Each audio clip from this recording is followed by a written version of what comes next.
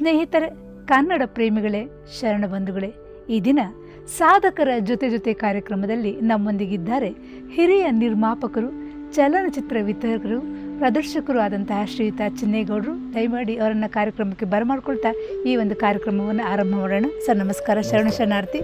ಹಾಗೆ ಕಾರ್ಯಕ್ರಮಕ್ಕೆ ಆತ್ಮೀಯವಾದಂತಹ ಸ್ವಾಗತ. ಸ್ನೇಹಿತರೆ, ಶರಣ ಬಂಧುಗಳೇ, ಚಿನ್ನೇಗೌಡರು ತಮ್ಮೆಲ್ಲರಿಗೂ ನಮ್ಮ ಇಡೀ ಕರ್ನಾಟಕಕ್ಕೆ ಅತ್ಯಂತ ಚಿರಪರಿಚಿತವಾದಂತಹ ಹೆಸರು.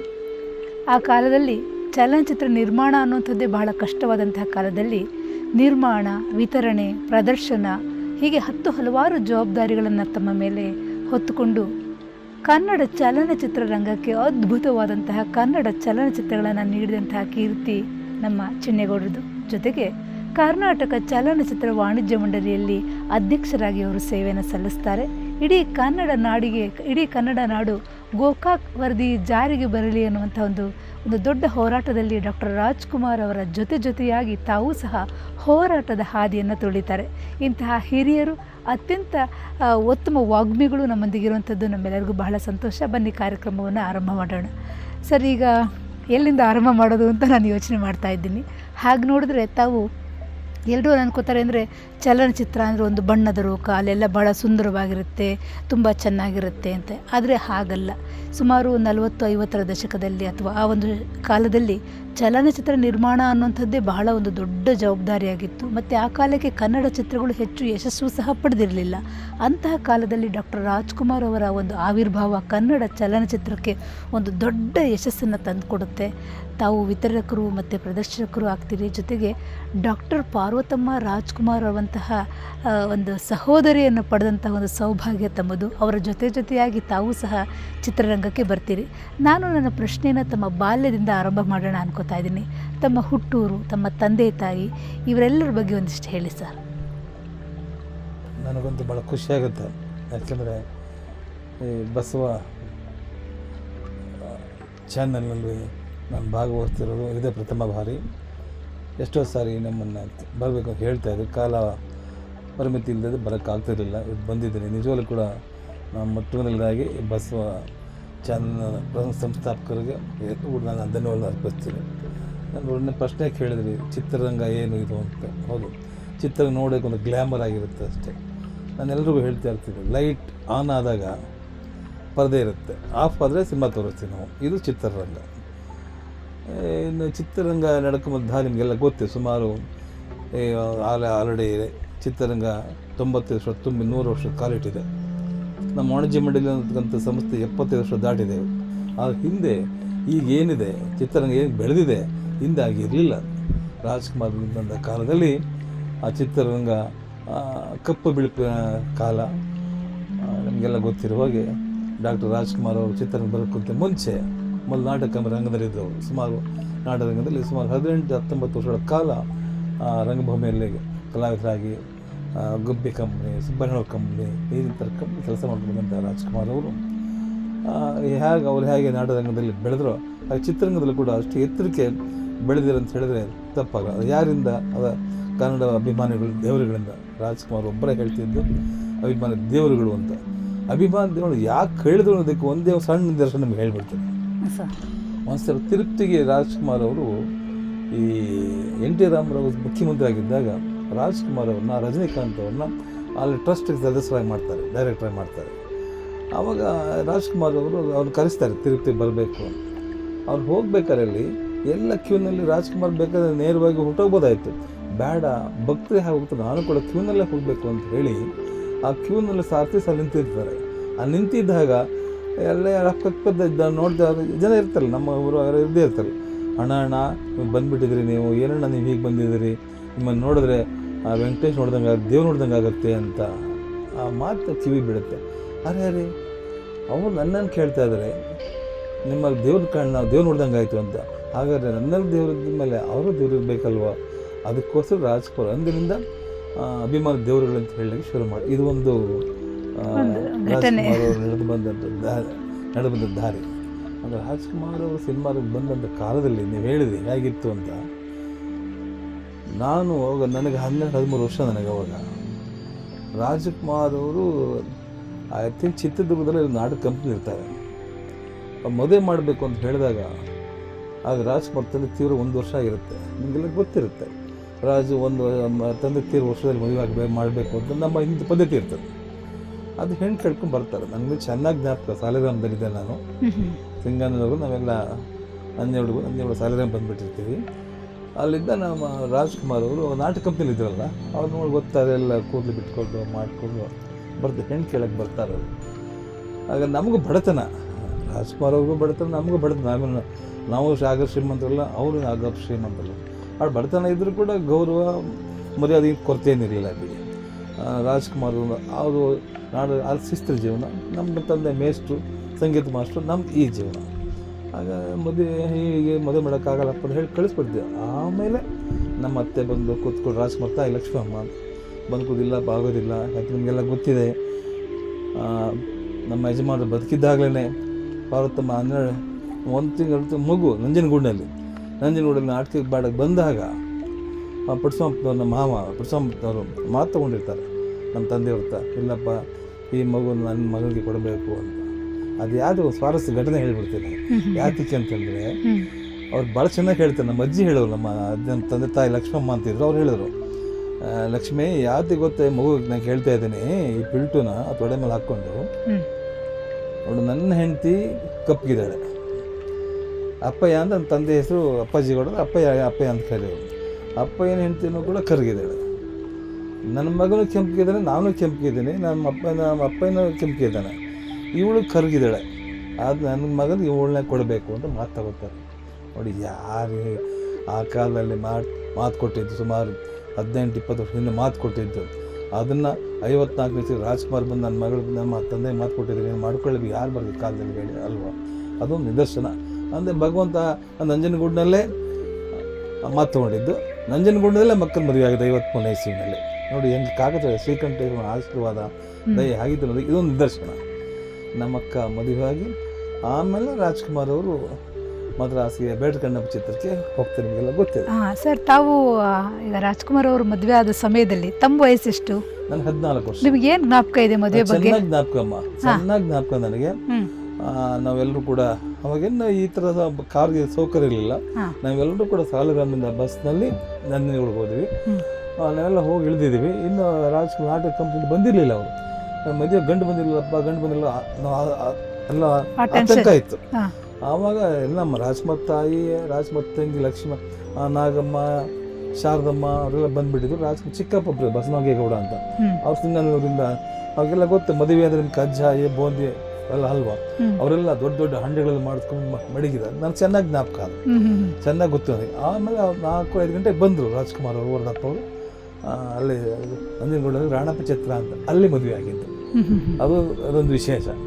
ನಂಜನಗೂಡಿನಲ್ಲೇ ರಾಜ್ಕುಮಾರ್ ನಮ್ಮ ಅಕ್ಕನಿಗೆ ನಮ್ಮ ರಾಜ್ಕುಮಾರ್ ತಂದೆಯವ್ರು ಬಂದು ಹೆಸರು ಕಟ್ಟಿದ್ದು, ನಿಮ್ಮ ಮಗಳನ್ನ ಕೊಡಬೇಕು ಅಂತ. ಮದುವೆ ಆದಮೇಲೆ ಬೇಟಕಣ್ಣಪ್ಪ ಚಿತ್ರವನ್ನು ABN ಸಂಸ್ಥೆಯವ್ರು ಮಾಡಿದ್ರು. ಅದನ್ನು HL ಸಿಂಹ ಅಂತ ಹೇಳಿ ನಿರ್ದೇಶನ ಮಾಡಿದ್ರು. ಎಷ್ಟು ಸರಿ ಹೇಳಿದ್ದೀನಿ, ಅವ್ರು ರಾಜ್ಕುಮಾರ್ ಸಿನಿಮಾದಲ್ಲಿ ನಟನೆ ಮಾಡುವಾಗ ಅವರು ಮುತ್ತರಾಜಿ ಆಗಿದ್ರು. ಆ ಸಿನಿಮಾ ಆದಮೇಲೆ HL ಸಿಂಹ ಅವರು ಮುತ್ತರಾಜಿ ಬೇಡ, ರಾಜಕುಮಾರ್ ಇಡಬೇಕು ಅಂತ ಹೇಳಿದ್ರು. ಹೇಗೆ ಅಂದರೆ ಅದಕ್ಕೂ ಒಂದು ಕಥೆ ಇದೆ. ಕಥೆ ಅಂದರೆ ಈ ದಿಲೀಪ್ ಕುಮಾರ್ ಗೊತ್ತಿರಬೇಕು ನಿಮಗೆ. ದಿಲೀಪ್ ಕುಮಾರ್, ರಾಜ್ ಕಪೂರ್ ಇಬ್ಬರು ಒಳ್ಳೆ ಹೆಸರಾದ ಕಲಾವಿದರು ಹಿಂದಿ ಚಿತ್ರ ಅಲ್ವಾ. ಅವಾಗೇನು ಮಾಡೋದು, HL ಸಿಂಹ ಅವರು ರಾಜ್ ಕಪೂರದಲ್ಲಿ ಮೊದಲನೇ 2 ಅಕ್ಷರ ತಗೊಂಡ್ರು, ರಾಜ್ ಅಂತ. ದಿಲೀಪ್ ಕುಮಾರ್ ಲಾಸ್ಟ್ 3 ಅಕ್ಷರ ತಗೊಂಡ್ರು, ಅದು ತಗೊಂಡ್ರು ರಾಜ್ಕುಮಾರ್. ಇದು ನಡೆದು ಬಂತದಲ್ಲಿ. ಇದು ನಿಜವಲ್ಲೂ ಕೂಡ ಈ ಕೀರ್ತಿ ಇವತ್ತು HL ಸಿಂಹ ಅವ್ರು ಇಲ್ಲ, ಅವರು ಸೇರ್ಕೋಬೇಕು. ಅವ್ರು ಏನು ರಾಜ್ಕುಮಾರ್ ಹೆಸರಿಟ್ರು, ರಾಜ್ಕುಮಾರ್ ಆಗೇ ಬೆಳ್ಕೊಂಡ್ರು. ಸರ್, ನಾನು ಸಂಶೋಧನೆ ಮಾಡುವಾಗ ಓದ್ತಾ ಇದ್ದೆ ಅವರ ಒಂದು ಜೀವನ ಚರಿತ್ರೆಯನ್ನು. ಡಾಕ್ಟರ್ ರಾಜ್ಕುಮಾರ್ ಅವರ ಮದುವೆಗೆ ಬಂದಿದ್ದಂತಹ ನೆಂಟರಿಗೆ ಅಲ್ಲಿ ಎಷ್ಟು ಬಡತನ ಇತ್ತು ಅಂತಂದರೆ, ನಾನು ಯಾವುದೋ ಒಂದು ಪುಸ್ತಕದಲ್ಲಿ ಓದಿದ್ದೆ. ಅಲ್ಲಿ ಬಂದಂತಹ ಅವ್ರಿಗೇನು ಮೂಯಿ ಹಣ ಬಂತು, ಒಂದು ಗಿಫ್ಟ್, ಆ ದುಡ್ಡನ್ನೆಲ್ಲ ಸಂಗ್ರಹ ಮಾಡಿ ಎಲ್ಲರಿಗೂ ಬಸ್ ಚಾರ್ಜ್ ಹಂಚಿ ಕಳಿಸಿದ್ರಂತೆ. ನಿಜ ಸತ್ಯವಾದ ಮಾತು. ನನಗೆ ಯಾಕೆ ಇದೆಲ್ಲ ನನಗೆ ಗೊತ್ತು ಅಂತ ಹೇಳ್ತೀನಿ ಅಂದರೆ, ಅದೊಂದು ಕತೆ. ನಾನು ಮದುವೆ ನಮ್ಮ ಊರು ಅಂತ ಹೇಳುವಾಗೆ ನಮ್ಮ ರಾಜ್ಕುಮಾರ್ ತಂಗಿ, ನಮ್ಮ ರಾಜ್ಕುಮಾರ್ ತಾಯಿಯವರೆಲ್ಲ ವಿಳ್ಯಶಾಸ್ತ್ರ ಅಂತ ಮಾಡ್ತೀವಿ ನಾವು. ವೀಳ್ಯದೆಲೆ ಶಾಸ್ತ್ರ, ಅದಕ್ಕೆ ಬಂದು ಸಾಲಿಗ್ರಾಮಕ್ಕೆ ವಿಳ್ಯಶಾಸ್ತ್ರ ಮಾಡುವಾಗ ರಾಜ್ಕುಮಾರ್ ತಂಗಿ ಮಗ ಒಬ್ಬ ಇದ್ದ, ಗೋಪಾಲ್ ಅಂತ. ಅವನು ನನಗೆ ಆವಾಗ ಅವ್ನಿಗೆ 2 ವರ್ಷ ಇರ್ಬೋದು. ಅದೇನು ತರಬೇಕು, ಅಂಗಡಿ ಕಳಿಸೋರು. ನಾವು ನಾನು ಕೂಸ್ಮುರಿ ತಗೊಂಡು ಹೊತ್ಕೊಂಡು ಅವನ್ನ ಅಂಗಡಿಗೆ ಹೋದೆ. ಅಲ್ಲಿ ಮಳೆ ಬಿದ್ದುಬಿಟ್ಟಿತ್ತು. ಬರ್ಬೇಕಾದ್ರೆ ಜಾರ್ ಬಿದ್ದುಬಿಟ್ಟೆ. ಬಿದ್ದ ತಕ್ಷಣ ಎಲ್ಲಿ ಮಗು ಬಿದ್ದುಬಿಡುತ್ತೆ ಅಂದರೆ ಮಗುನ ಹೆಗಲ ಮೇಲೆ ಇದ್ದಾನೆ ಅವ್ರ ಗೋಪಾಲನ. ನಾನು ಕೇಳಿದೆ ಬಿದ್ದುಬಿಟ್ಟಿದ್ದೀನಿ ಕೆಳಗಡೆ ರೋಡಲ್ಲಿ. ಅಷ್ಟು ಯಾರು ಅಕ್ಕಪಕ್ಕದವರು ಅಯ್ಯಮ್ಮ ಎಷ್ಟು ಮಗ ಚಿನ್ನಪ್ಪ ಬಿದ್ದುಬಿಟ್ಟ ಓಡಿ ಬಂದರು, ಎತ್ತರು ಆಗ ನನ್ನ ಕಾಲು ಸ್ವಲ್ಪ ಎಳ್ದ ಕಾಲು ಸ್ವಲ್ಪ ತೊಂದರೆ ಆಗಿ ನಾನು ಏನು ಮಾಡಿ ನಡೆಯೋಕ್ಕಾಗ್ತಿಲ್ಲ ನನ್ನ ಕೈಯಲ್ಲಿ, ಮದುವೆ ಬಿಡೋಂಗಿಲ್ಲ.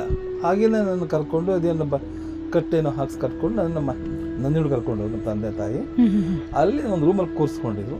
ಅಲ್ಲೆಲ್ಲ ನಾನು ನೋಡ್ಕೋತಾ ಇದ್ದೆ. ಅಲ್ಲಿ ಆ ದಾರಿ ಟೈಪ್ ಮೇಲೆ ಹೋಗೋದು ಬರೋದು ಮಾಡ್ತಾ ಇದ್ದೆ. ಅದು ನಿಜ ಬಂದಂತ ಎಲ್ಲ ಮುಯ್ಯಿಂದ ಎಷ್ಟಪ್ಪ ಅಂತಂದರೆ ₹1, ₹1.25, ಇಷ್ಟು ವರಹ, ₹1, 4 ವರಹ ಅಂತ ಹೇಳೋರು. 4 ಕಣಗೆ 1 ವರಹ ಅಂತೇಳಿ ಚೆನ್ನಾಗಿತ್ತು ಅದೆಲ್ಲ. ಆ ಕಾಲ ಚೆನ್ನಾಗಿತ್ತು, ಅದಂತೂ ನಿಜ. ಹಾಂ ಸರ್, ತಮ್ಮ ಊರು ಹುಟ್ಟೂರು ಸಿಂಗಾನಲ್ಲೂರು. ಆನಂತರ ತಾವು ನಂಜನಗೂಡಿಗೆ ಬರ್ತೀರಿ. ಅಲ್ಲಿ ಶ್ರೀಕಂಠೇಶ್ವರನ ಸನ್ನಿಧಿಯಲ್ಲಿ ತಮ್ಮ ಇಡೀ ಕುಟುಂಬ ಇರುತ್ತೆ. ತಮ್ಮ ತಂದೆ ಮೂಲತಃ ಅತ್ಯುತ್ತಮವಾದಂತಹ ಗಾಯಕರು. ಡಾಕ್ಟರ್ ರಾಜ್ಕುಮಾರ್ ಅವರು ಓದು ಎಲ್ಲನ ಬಿಟ್ಟುಬಿಟ್ಟು ಆ ಕಡೆ ಈ ಕಡೆ ತಿರುಗಾಡ್ತಿದ್ದಾಗ ಅವರ ತಂದೆಯವರು ಅಯ್ಯೋ ಮಗ ಎಲ್ಲಿ ಕೆಟ್ಟು ಹೋಗ್ತಾನೋ, ಅವನು ಸಂಗೀತ ಕಲ್ತ್ಕೊಳ್ಳಿ, ನಾಟಕದಲ್ಲಿ ಒಳ್ಳೆ ಹಾಡುಗಾರಿಕೆ ಕಲ್ತ್ಕೊಳ್ಳಿ ಅಂತ ತಮ್ಮ ಮನೆಗೆ ತಂದು ಬಿಡ್ತಾರೆ. ಈಗ ತಮ್ಮ ಬಾಲ್ಯದ ಒಂದಷ್ಟು ದಿನಗಳನ್ನು ನೆನಪಿಸ್ಕೊಂಡು ಒಂದಷ್ಟು ಹೇಳ್ಬೋದು ಆ ವಿಚಾರಗಳನ್ನು? ಇಲ್ಲ, ನಿಜ ನೀವು ಹೇಳಿದ್ದು. ನಮ್ಮದು ನಾವು ಈಡಿಗರಾದರೂ ಕೂಡ, ಈಡಿಗೌಡರಾದರೂ ಕೂಡ ರಾಜ್ಕುಮಾರ್ ಫ್ಯಾಮಿಲಿಗಾಗಲಿ ನಮ್ಮ ಫ್ಯಾಮಿಲಿಗಾಗಲಿ ಆ ಕಸಬಿರಲಿಲ್ಲ ನಮಗೆ. ಅವರೆಲ್ಲ ನಾಟಕ ಸಂಗೀತದಲ್ಲೇ ಕಲೆ ಮಾಡ್ತಿದ್ದರು. ರಾಜ್ಕುಮಾರ್ ಅವ್ರ ತಂದೆ ಹೇಗೆ ನಾಟಕ ರಂಗಕ್ಕೆ ಹೋದ್ರು, ನಮ್ಮ ತಂದೆ ನಮ್ಮ ತಾತ ಅವರೆಲ್ಲರೂ ಕೂಡ ಸಂಗೀತ ಅಭ್ಯಾಸ ತೊಡಕೋತಾರೆ. ಆವಾಗ ರಾಜ್ಕುಮಾರ್ ಅವ್ರಿಗೆ ಮುತ್ತುರಾಜು ಅಂತ ಕರೀತಿದ್ದಾಗ ಸಂಗೀತ ಕಲೆ ಅಂತೇಳಿ ತಂದು ನಮ್ಮ ಮನೆಗೆ ಬಿಡ್ತಾರೆ. ಸಾಲಿಗ್ರಾಮದಲ್ಲಿ, ಸಾಲಿಗ್ರಾಮದಲ್ಲಿ ನಂಜನಗೂಡಲ್ಲಿ ಬಿಡ್ತಾರೆ. ನಂಜನಗೂಡಲ್ಲಿ ಬಿಟ್ಟಾಗ ನಮ್ಮ ಪಾರ್ವತಮ್ಮ 1 ತಿಂಗಳು ಮಗು. ನಮ್ಮ ತಾಯಿ ಈಗಲೂ ಹೇಳ್ತೇವೆ ಅಂತ, ನಮ್ಮ ರಾಜ್ಕುಮಾರ್ ಬಂದು ನಮ್ಮ ಮನೆಗೆ ಬಂದು ಆಸೆ ಮಾಡೋದು ನಮಗೆ. ಚಿನ್ನಪ್ಪ, ನಿಮ್ಮ ಅವ್ವೇ ನಮ್ಮ ಅತ್ತೆಯವರು ನಮ್ಮ ತಾಯಿನ ಚಿಕ್ಕಳತ್ತೆ ಅಂತ ಕರೆಯೋರು. ಅತ್ತೆಯವರು ನಮಗೆ ಕಿವಿಂಡ ಕಣಪ್ಪ, ಮಗು ತೂಗಿಸ್ಬೇಕು, ತೊಟ್ಟು ತೂಗಬೇಕಾಯ್ತು. ನಾನು ಮಗು ಒಳಗೆ ನಾನು ಆಚೆ ಆಡೋ ವಯಸ್ಸಲ್ಲ ಅವಾಗ, 11 ವರ್ಷ ಆಡೋ ವಯಸ್ಸು. ಆಚೆ ಏನು ಮಾಡೋದು ಅಂತ ಹೇಳಿ ಗಿಂಡ್ಬಿಡ್ತೀರಂತೆ ಮಗುನ. ಆಮೇಲೆ ಯಾಕಪ್ಪ ಮುತ್ತರಾಜು, ಯಾಕಪ್ಪ ಮಗುನ ಗಿಂಡ್ಬಿಟ್ಟ, ಇಲ್ಲ ಅತ್ತೆ ನಮ್ಮ ಆಡಿಲ್ಲ ಅತ್ತೆ, ಅವಳೇ ಹೇಳ್ತಾಳೆ, ಹಾಗೆ ಮತ್ತೆ ಬಿಡು ಅಂತ. ಇವೆಲ್ಲ ಒಂದು ಚೆನ್ನಾಗಿತ್ತು. ತಮ್ಮ ತಂದೆ, ತಮ್ಮ ತಾಯಿ, ತಮ್ಮ ಊರು, ತಮ್ಮ ಬಾಲ್ಯ ತಮಗೆಲ್ಲ ಎಷ್ಟು ನೆನಪಿದೆ ಈಗಲೂ? ನಿಜವಲ್ಲ, ನಮ್ಮ ತಂದೆ ತಾಯಿ ನಾವು ಕೂಡ ಗಂಡು ಮಕ್ಕಳು, ಹೆಣ್ಣು ರಾಜ್ಕುಮಾರ್ ಅವ್ರಿಗೆ. ನಮ್ಮ ತಂದೆಗೆ ಮೇಷ್ಟ್ರ ತಂದೆಯವರು ಅವಾಗ ನಾಟಕದ ಮೇಷ್ಟ್ರಾಗಿ ಸ್ಕೂಲ್ ಮಾಸ್ಟರ್ ಆಗ್ತಾರೆ. ನಾವು 8 ಜನ ಮಕ್ಕಳಮ್ಮ. ನಾವು 4 ಜನ ಗಂಡು ಮಕ್ಕಳು, 4 ಹೆಣ್ಣು ಮಕ್ಕಳು. ದೊಡ್ಡ ಕುಟುಂಬ. ಹೆಣ್ಮಕ್ಳು ನಮ್ಮ ಅಕ್ಕನೇ ತುಂಬ ದೊಡ್ಡವರು. ನಮ್ಮ ಅಣ್ಣ ರಾಮೇಗೌಡ ಅಂತ, ಇವತ್ತು ರಾಮೇಗೌಡ ಇಲ್ಲ, ನಮ್ಮ ಅಕ್ಕನೂ ಇಲ್ಲ. ನನ್ನ ಚಿಕ್ಕ ತಂಗಿ ಭಾಳ ಪ್ರೀತಿಯಾದ ಮುದ್ದಾದ ತಂಗಿ ಹೇಮಾ ಅಂತೇಳಿ, ಅವಳು ಇಲ್ಲ. 8ರಲ್ಲಿ 3 ಜನ ಹೋಗಿದ್ದೀನಿ, 5 ಜನ ಉಳ್ಕೊಂಡಿದ್ದೀವಿ. ರಾಜ್ಕುಮಾರ್ ಫ್ಯಾಮಿಲಿ ಒಳಗೆ ರಾಜ್ಕುಮಾರ್ ಇಲ್ಲ, ವರದಪ್ಪ ಇಲ್ಲ. ಅವ್ರ ಪ್ರೀತಿ ತಂಗಿ ಶಾರದಮ್ಮ ಅಂತ ಬಹಳ ಪ್ರೀತಿ ಆಯ್ತು ನಮ್ಮ ರಾಜ್ಕುಮಾರ್ ಅವ್ರಿಗಂತೂ. ಮುದ್ದಾದ ತಂಗಿಯವಳು ಶಾರದಮ್ಮನೇ. ಯಾಕಮ್ಮ ಹೇಳ್ತೀನಿ ಅಂದರೆ ಆ ರೂಪ, ಆಮೇಲೆ ಎಲ್ಲಕ್ಕಿಂತ ಹೆಚ್ಚಾಗಿ ಆ ಶಾರದಮ್ಮಗಿದ್ದಂಥ ಮಾಧುರ್ಯ ಗಂಟಲು, ಆ ಧ್ವನಿ ಮಾಧುರ್ಯ, ಹಬ್ಬ ಅಷ್ಟೆಲ್ಲ ಹತ್ತದಲ್ಲಿ ಕೇಳಿದೀವಿ. ತುಂಬ ಚೆನ್ನಾಗಿ ಹಾಡ್ತಾ ಇದ್ದಾರೆ ಶಾರದಮ್ಮ ಅವರು ಕೂಡ. ನಾಟಕದಲ್ಲಿ ಚಿಕ್ಕ ಕೃಷ್ಣ ಪದ ಮಾಡಿದ್ರಂತ ಆ ಕಾಲದಲ್ಲಿ. ನಮ್ಮ ಬಾಬಾ ಯಾವಾಗಲೂ ನೆನ್ಕೊಳ್ಳೋದು ಅದನ್ನ. ತಾವು ಎಲ್ಲಿ ಓದಿದ್ರಿ, ಯಾವ ತಮ್ಮ ಶಾಲೆ? ನಾನು ನಂಜನಗೂಡು ಬಿಟ್ಟು ಸಾಲಿಗ್ರಾಮ ಬಂದ್ಬಿಡ್ತೀವಿ ನಾವು ಜೀವನಕ್ಕೋಸ್ಕರ. ಅವ್ರು ನಾಟಕದ ಅಷ್ಟಾಗಿ ನಮ್ಮನ್ನ ಕರ್ಕೊಂಡು ಬರ್ತಾರೆ. ನಾನು ಸಾಲಿಗ್ರಾಮದಲ್ಲೇ ಓದಿದ್ದೆ. ನಾನು ಪ್ರೈಮರಿಯಿಂದ SSLC ರಾಜಕೀಯ ಸಾಲಿಗ್ರಾಮ ಮುಗಿಸಿ ಆಮೇಲೆ ನಾನು PUC ಓದಲಿಕ್ಕೆ ಬೆಂಗಳೂರಿಗೆ ಬರ್ತೀನಿ. ಬೆಂಗಳೂರಿನಲ್ಲಿ ಓದ್ತಾ ಇರ್ಬೇಕಾದ್ರೆ PUC 2 ಪಾರ್ಟ್ ಫೇಲ್ ಆಗಿಬಿಡುತ್ತೆ. ಆ ಟೈಮ್ನಲ್ಲಿ ನಾನು ಮದ್ರಾಸ್ಗೆ ಹೋಗ್ತೀನಿ ನಮ್ಮ ಅಕ್ಕವ್ರ ಹತ್ರ. ನಮ್ಮ ಅಕ್ಕ ಮದ್ರಾಸ್ ನಾನು ಕರ್ಸ್ಕೊಳ್ಳೋದು ಯಾವಾಗಲೂ ನನ್ನ ಕಂಡ್ರೆ ಭಾಳ ಪ್ರೀತಿ. ನಮ್ಮ ಬಾವವ್ರಿಗೆ ಆಗಲಿ, ನಮ್ಮ ಅತ್ತೆ ರಾಜ್ಕುಮಾರ್ ತಾಯಿಯವ್ರಿಗಾಗಲಿ, ನಾಗಮ್ಮ ಅವ್ರಿಗಾಗಲಿ, ಈ ಶಾಲೆ ಎಲ್ಲರೂ ನನ್ನ ಕಂಡ್ರೆ ಭಾಳ ಪ್ರೀತಿ. ನಾನು ಕರ್ಸ್ಕೊಳ್ಳೋದು ಯಾವಾಗಲೂ ಕೂಡ ರಜೆ ಬಂದರೆ ಅಲ್ಲಿ ಹೊಟ್ಟೋಗ್ಬೇಕು ನಾನು. ಅದು ಹೋದಾಗ ನಮ್ಮ ತಂದೆ ಮೇಷ್ಟಾಗಿರ್ತಾರೆ. ಅವ್ರಿಗೊಂದು ಬೆನ್ನುಪಣಿಯಾಗಿ ಈ ಮೈಸೂರು KR ಹಾಸ್ಪಿಟ್ಲಲ್ಲಿ ಅಡ್ಮಿಟ್ ಮಾಡಿಬಿಡ್ತಾರೆ. ಗೊತ್ತಾದಾಗ ನಾವೆಲ್ಲರೂ ಅಲ್ಲಿಂದ ಬರ್ತೀವಿ. ಮದ್ರಾಸಿಂದ ನಾನು, ನಮ್ಮ ಅಕ್ಕ, ಭಾವ, ರಾಜ್ಕುಮಾರ್, ವರದಪ್ಪ ಅವರು ಎಲ್ಲ ಬಂದ್ವಿ. ಆ KR ಹಾಸ್ಪಿಟ್ಲಿಗೆ ಹೋದಾಗ ನಮ್ಮ ತಂದೆ ಸ್ವಲ್ಪ ತುಂಬ ಸೀರಿಯಸ್ ಆಗಿತ್ತು. ನಾನು ನೋಡ್ಕೊಳಕ್ಕೆ ನಾನು ಬಿಟ್ಟು ಅವರೆಲ್ಲ ಮದ್ರಾಸ್ಗೆ ಹೋಗ್ತಾರೆ. ಆವಾಗ ನನಗೆ ಜೀವನ ಏನು ಸ್ವಲ್ಪ ಅವಾಗ ಅರ್ಥವಾಗುತ್ತೆ ನನಗೆ. ನೆಕ್ಸ್ಟ್ ಯಾರು ಏನು ಇತ್ತು. ಆಗ ನಾನು ಮೇಷ್ಟ್ರ ಕೆಲಸ ಸೇರ್ಕೊಳ್ತೀನಿ. ನಾನು ಮೇಷ್ಟ್ರ ಕೆಲಸ ಸೇರ್ಕೊಂಡು ಓದಬೇಕು ಅಂತ ಆಸೆ ಇರುತ್ತೆ. ಅದಕ್ಕೋಸ್ಕರ ಮೇಷ್ಟ್ರಾಗಿ ಇದ್ಕೊಂಡೇ ಈ ಕರೆಸ್ಪಾಂಡೆನ್ಸ್ ಕೋರ್ಸ್ನಲ್ಲಿ ಮೈಸೂರು ಯೂನಿವರ್ಸಿಟಿನಲ್ಲಿ BA ಮಾಡಿ BEd ಮಾಡಿ MA ಮಾಡ್ತೀನಿ. MA ಮಾಡಿ MA ಹಿಸ್ಟ್ರಿ ಮಾಡ್ತೀರಿ? MA ಹಿಸ್ಟ್ರಿ ಮಾಡಿದೆ. ನಾನು ಭಾಳ ಇಷ್ಟೋ ಸಬ್ಜೆಕ್ಟ್ ಅದು. ನಮ್ಮ ಬಾಬಾ ಯಾವಾಗಲೂ ಹೇಳ್ಕೊಡೋರು. ಆ ಶ್ರೀನಿವಾಸ ಕಲ್ಯಾಣ ನಮ್ಮ ಶೂಟಿಂಗ್ನಲ್ಲಿ ನಾನು ಮದ್ರಾಸಿಗೆ ಕರೆಸ್ಕೊಂಡು ಹೋಗಿದ್ದೆ. ಅಲ್ಲಿ ಹೋಗಿ B ಸರೋಜ ಬಿಡೋದು. ಸರೋಜ ದೇವರೇ ನೋಡಿ ನನ್ನ ಬಾಮ ಇದೆ ಚಿನ್ನೇಗೌಡ ಅವನು, ನಮ್ಮ ಕುಟುಂಬದಲ್ಲಿ ಯಾರು ಓದಲಿಲ್ಲ, ಅಷ್ಟು ಓದಿದಾನ, ಡಬಲ್ ಗ್ರಾಜುಯೇಟ್ ಅಂತ ಹೇಳ್ತಾ ಇದ್ರು. ಇವತ್ತು B ಸರೋಜ ಹೇಳ್ತಿರ್ತಾರೆ, ನಮ್ಗೆ ಅಣ್ಣವ್ರ ಈ ಥರ ಹೇಳ್ತಿದ್ರು ಚಿನ್ನೇಗೌಡನ ಬಗ್ಗೆ ಅಂತ. ಅಂದರೆ ಅದೆಲ್ಲ ದಿನಗಳು. ಸರ್, ಆಮೇಲೆ ತಾವು KPCCನಲ್ಲೂ ಕೆಲಸವನ್ನು ಮಾಡ್ತೀರಿ.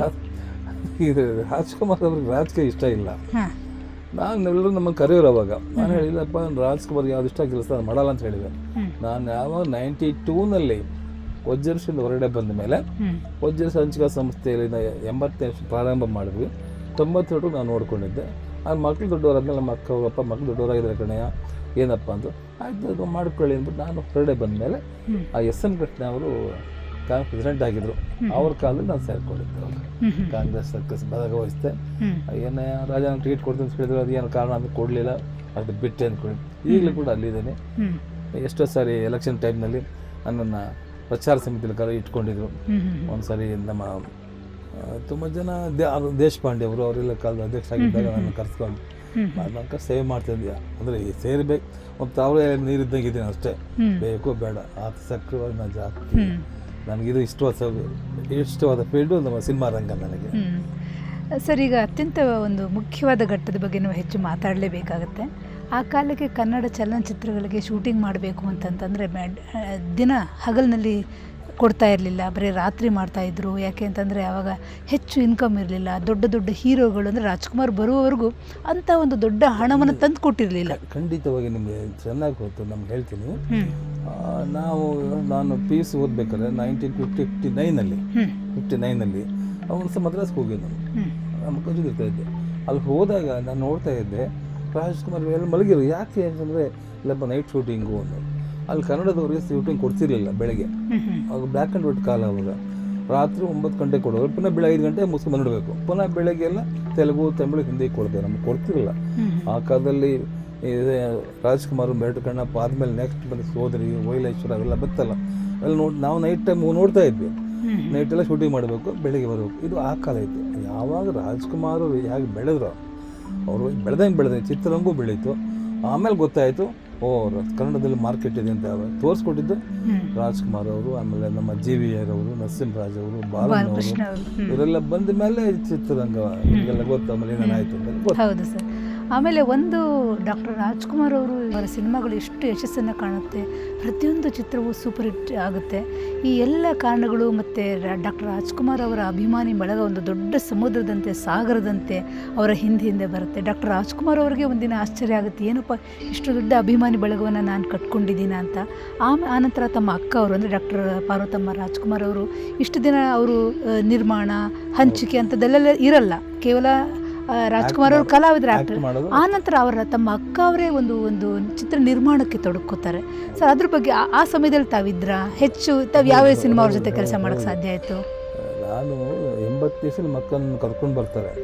ಯಾಕೆ ಕರ್ಕೊಂಡು ಬರ್ತಾರೆ ನಮ್ಮ ಅಕ್ಕನಲ್ಲಿ? ನಾನು ಯೋಗ ಮಾಡಲಿಕ್ಕೆ ಬೆಂಗಳೂರು ಬಂದಿದ್ದೆ.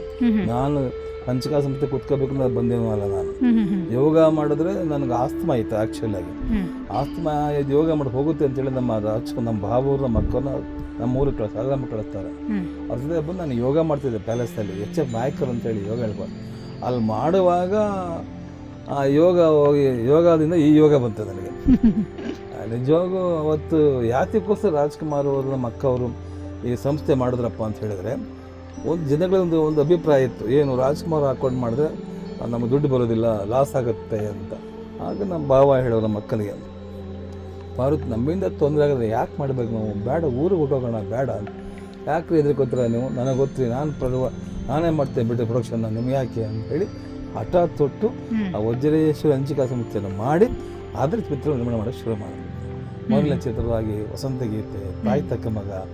ಅವಾಗ ಬಿಡಿ ಅದೇನು ಗೊತ್ತು, ಭಗವಂತ ಆಶೀರ್ವಾದ ಏನೋ ಗೊತ್ತಿಲ್ಲ. ಯಾಕೆಂದ್ರೆ ಎಲ್ಲ ಗಲ್ಲಾಪಟ್ಟಿಗೆನ ಸೂರ್ಯ ಹೊಡೆದಂತ ಚಿತ್ರಗಳು ಸಂಪತ್ತಿ ಹೆಸರಿಗೆಲ್ಲ ಗೊತ್ತು.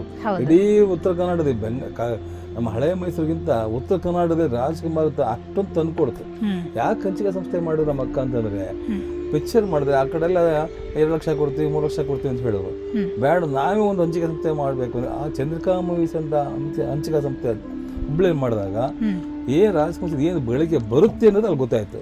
2 ಲಕ್ಷ ಅಂತ ಹೇಳಿದ್ದು ಆ ಕಾಲದಲ್ಲಿ 50 ಲಕ್ಷ 60 ಲಕ್ಷ ಬಂದ್ಬಿಡ್ತು, ಲೆಕ್ಕ ಹಾಕ್ಬಿಡೋದು. ಅದು ಹಿಂದೆ ಅಂದ್ರೆ ಸುಮ್ಮನೆ ಜನ ಕುಹಕಿಗಳು ರಾಜ್ಕುಮಾರ್ ಅವರ ಬಗ್ಗೆ ಮಾತಾಡಿದವರು ಮಾತಾಡಿದ್ರು. ಆದ್ರೆ ಮಾತಾಡಿದ್ರ ಜೊತೆಗೆ ರಾಜ್ಕುಮಾರ್ ಈ ಮಟ್ಟಿಗೆ ಬೆಳಿಬೇಕಮ್ಮ ಎಷ್ಟು ನೋವನ್ನ ಅವಮಾನವನ್ನು ಸಹಿಸ್ಕೊಂಡು ಬಂದಿದ್ದಾರೆ.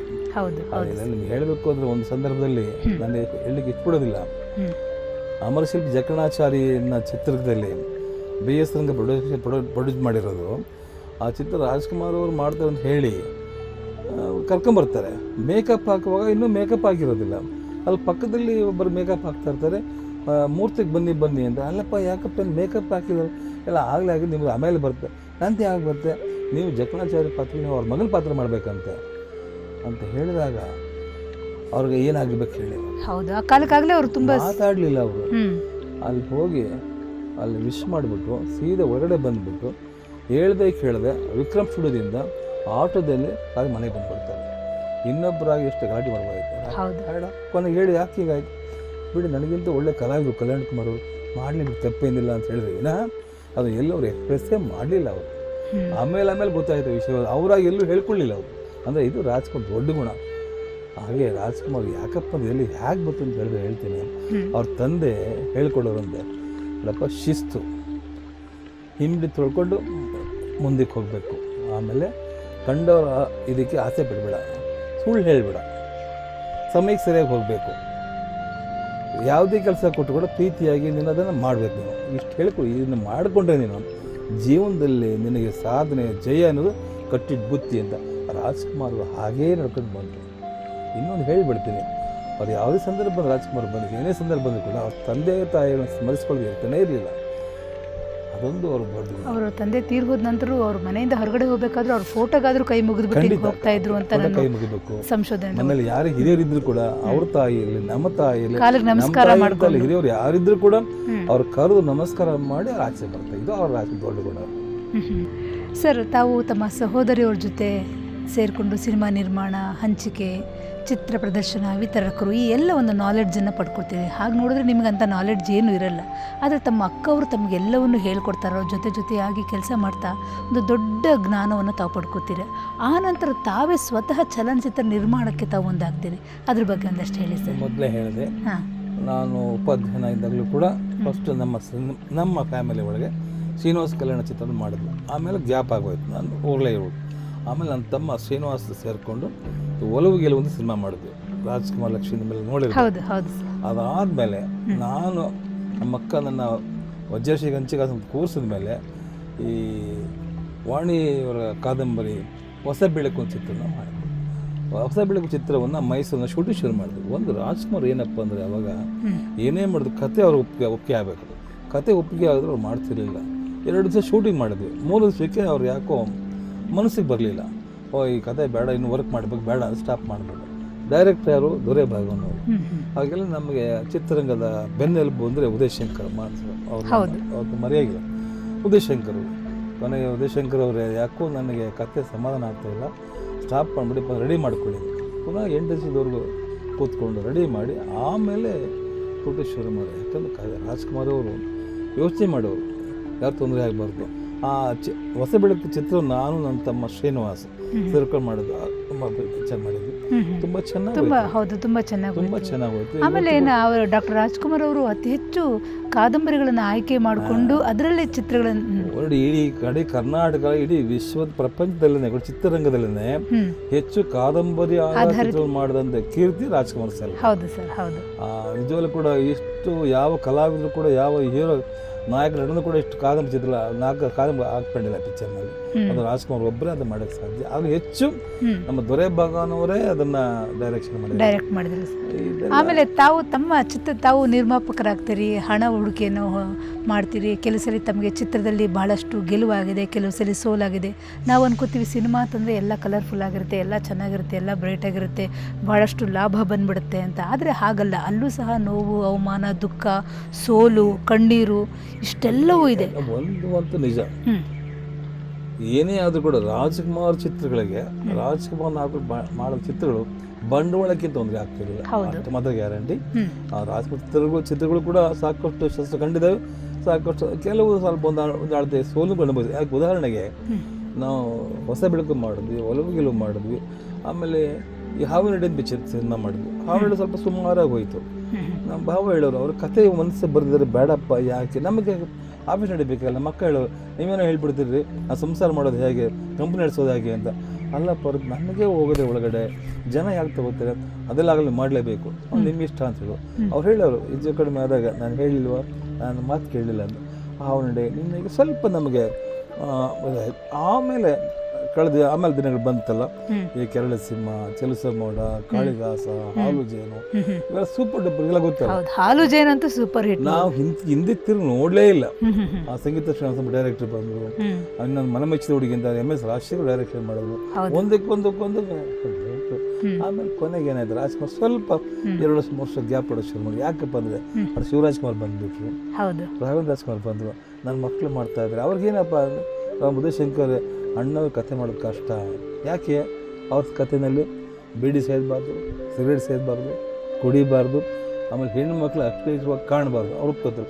ರಾಜ್ಕುಮಾರ್ ಯಾಕೆ ಕತೆ ಮಾಡೋದು ಅದೆಲ್ಲ ನನಗೆ ಗೊತ್ತಿಲ್ಲ, ನನ್ನ ಫಾಲೋವರ್ಸ್ ಬೇಕಾದ ಜನ ಇದ್ದಾರೆ, ನಾನು ಏನು ಮಾಡಿದ್ರೆ ಜನ ಅನುಸರಿಸ್ತಾರೆ, ದಯವಿಟ್ಟು ನನಗೆ ಆ ಚಿತ್ರಗಳ ಬೇಡ ಅಂತ ಹೇಳಿದ್ರು. ಅದು ಅವರ ಬಡವಣ. ಅದಕ್ಕೋಸ್ಕರನೇ ರಾಜ್ಕುಮಾರ್ ಅವ್ರಿಗೆ ಸಮಾಜದಲ್ಲಿ ಅಷ್ಟೊಂದು ಗೌರವ ಕೀರ್ತಿ ಇತ್ತು. ಜನ ಇವತ್ತು ಕೂಡ ಅವ್ರನ್ನ ದೇವರು ಅಂತ ಕರೀತಾರೆ, ನಮ್ಮ ಆರಾಧ್ಯ ದೇವರು ಅಂತ ಕರೀತಾರೆ ಅಲ್ವಾ. ರಾಜ್ಕುಮಾರ್ ಬೆಳೆದಾಗೆ ಅವರ ಸಂಸ್ಕೃತಿ ಸಾಹಿತ್ಯಕ್ಕೆ ಕೂಡ ಅವ್ರ ಕೊಡುಗೆ ಭಾಳ ಅಪಾರವಾಗಿದೆ ಅಂತ ನಮಗೆಲ್ಲ ಗೊತ್ತೇ. ಹೌದು ಸರ್.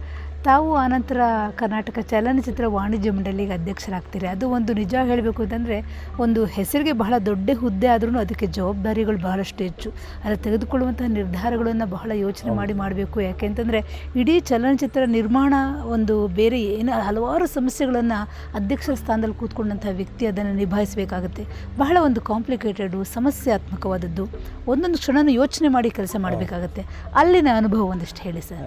ನಿಜವಾಗ್ಲೂ ಕೂಡ ವಾಣಿಜ್ಯ ಮಂಡಳಿಗೆ ಹೋಗಬೇಕು ಅಂತ ಇರಲಿಲ್ಲ, ಹೋಗಬೇಕು ಅಂತ ನನಗೆ ಆಸೆ ಇರಲಿಲ್ಲ.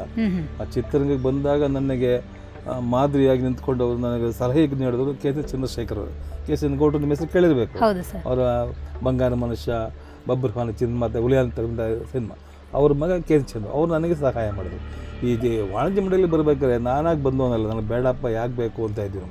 ನಮಗೆ KV ಚಂದ್ರಶೇಖರ್ ಅಂತ ವೀರಶೈವ ಥಿಯೇಟ್ರ್ನವರು, ಅವ್ರ ತಂದೆ ವೀರಣ್ಣವರು ಅಂತ, ಅವ್ರ ಮಗ KV ಚಂದ್ರ, ಅವ್ರು ನನ್ನ ಕರ್ಕೊಂಡು ಇಲ್ಲ ಅಣ್ಣ ನೀವು ದೊಡ್ಡ ಸಂಸ್ಥೆಯವರು, ದೊಡ್ಡ ಆಫೀಸ್ನವ್ರು, ನೀವು ಬರಲೇಬೇಕು ವಾಣಿಜ್ಯ ಮಂಡಳಿಗೆ ಅಂತೇಳಿ ಅವ್ರನ್ನ ಕರ್ಕೊಂಡು ಬಂದರು.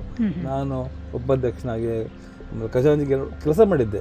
ಇಲ್ಲ ನಾನು ಅಧ್ಯಕ್ಷ ಆಗಬೇಕು. ಲಾಸ್ಟ್ 2018 ನನ್ನ ಗಲಾಟೆ ಮಾಡಿದ್ರು, ಅಧ್ಯಕ್ಷನಾದೆ.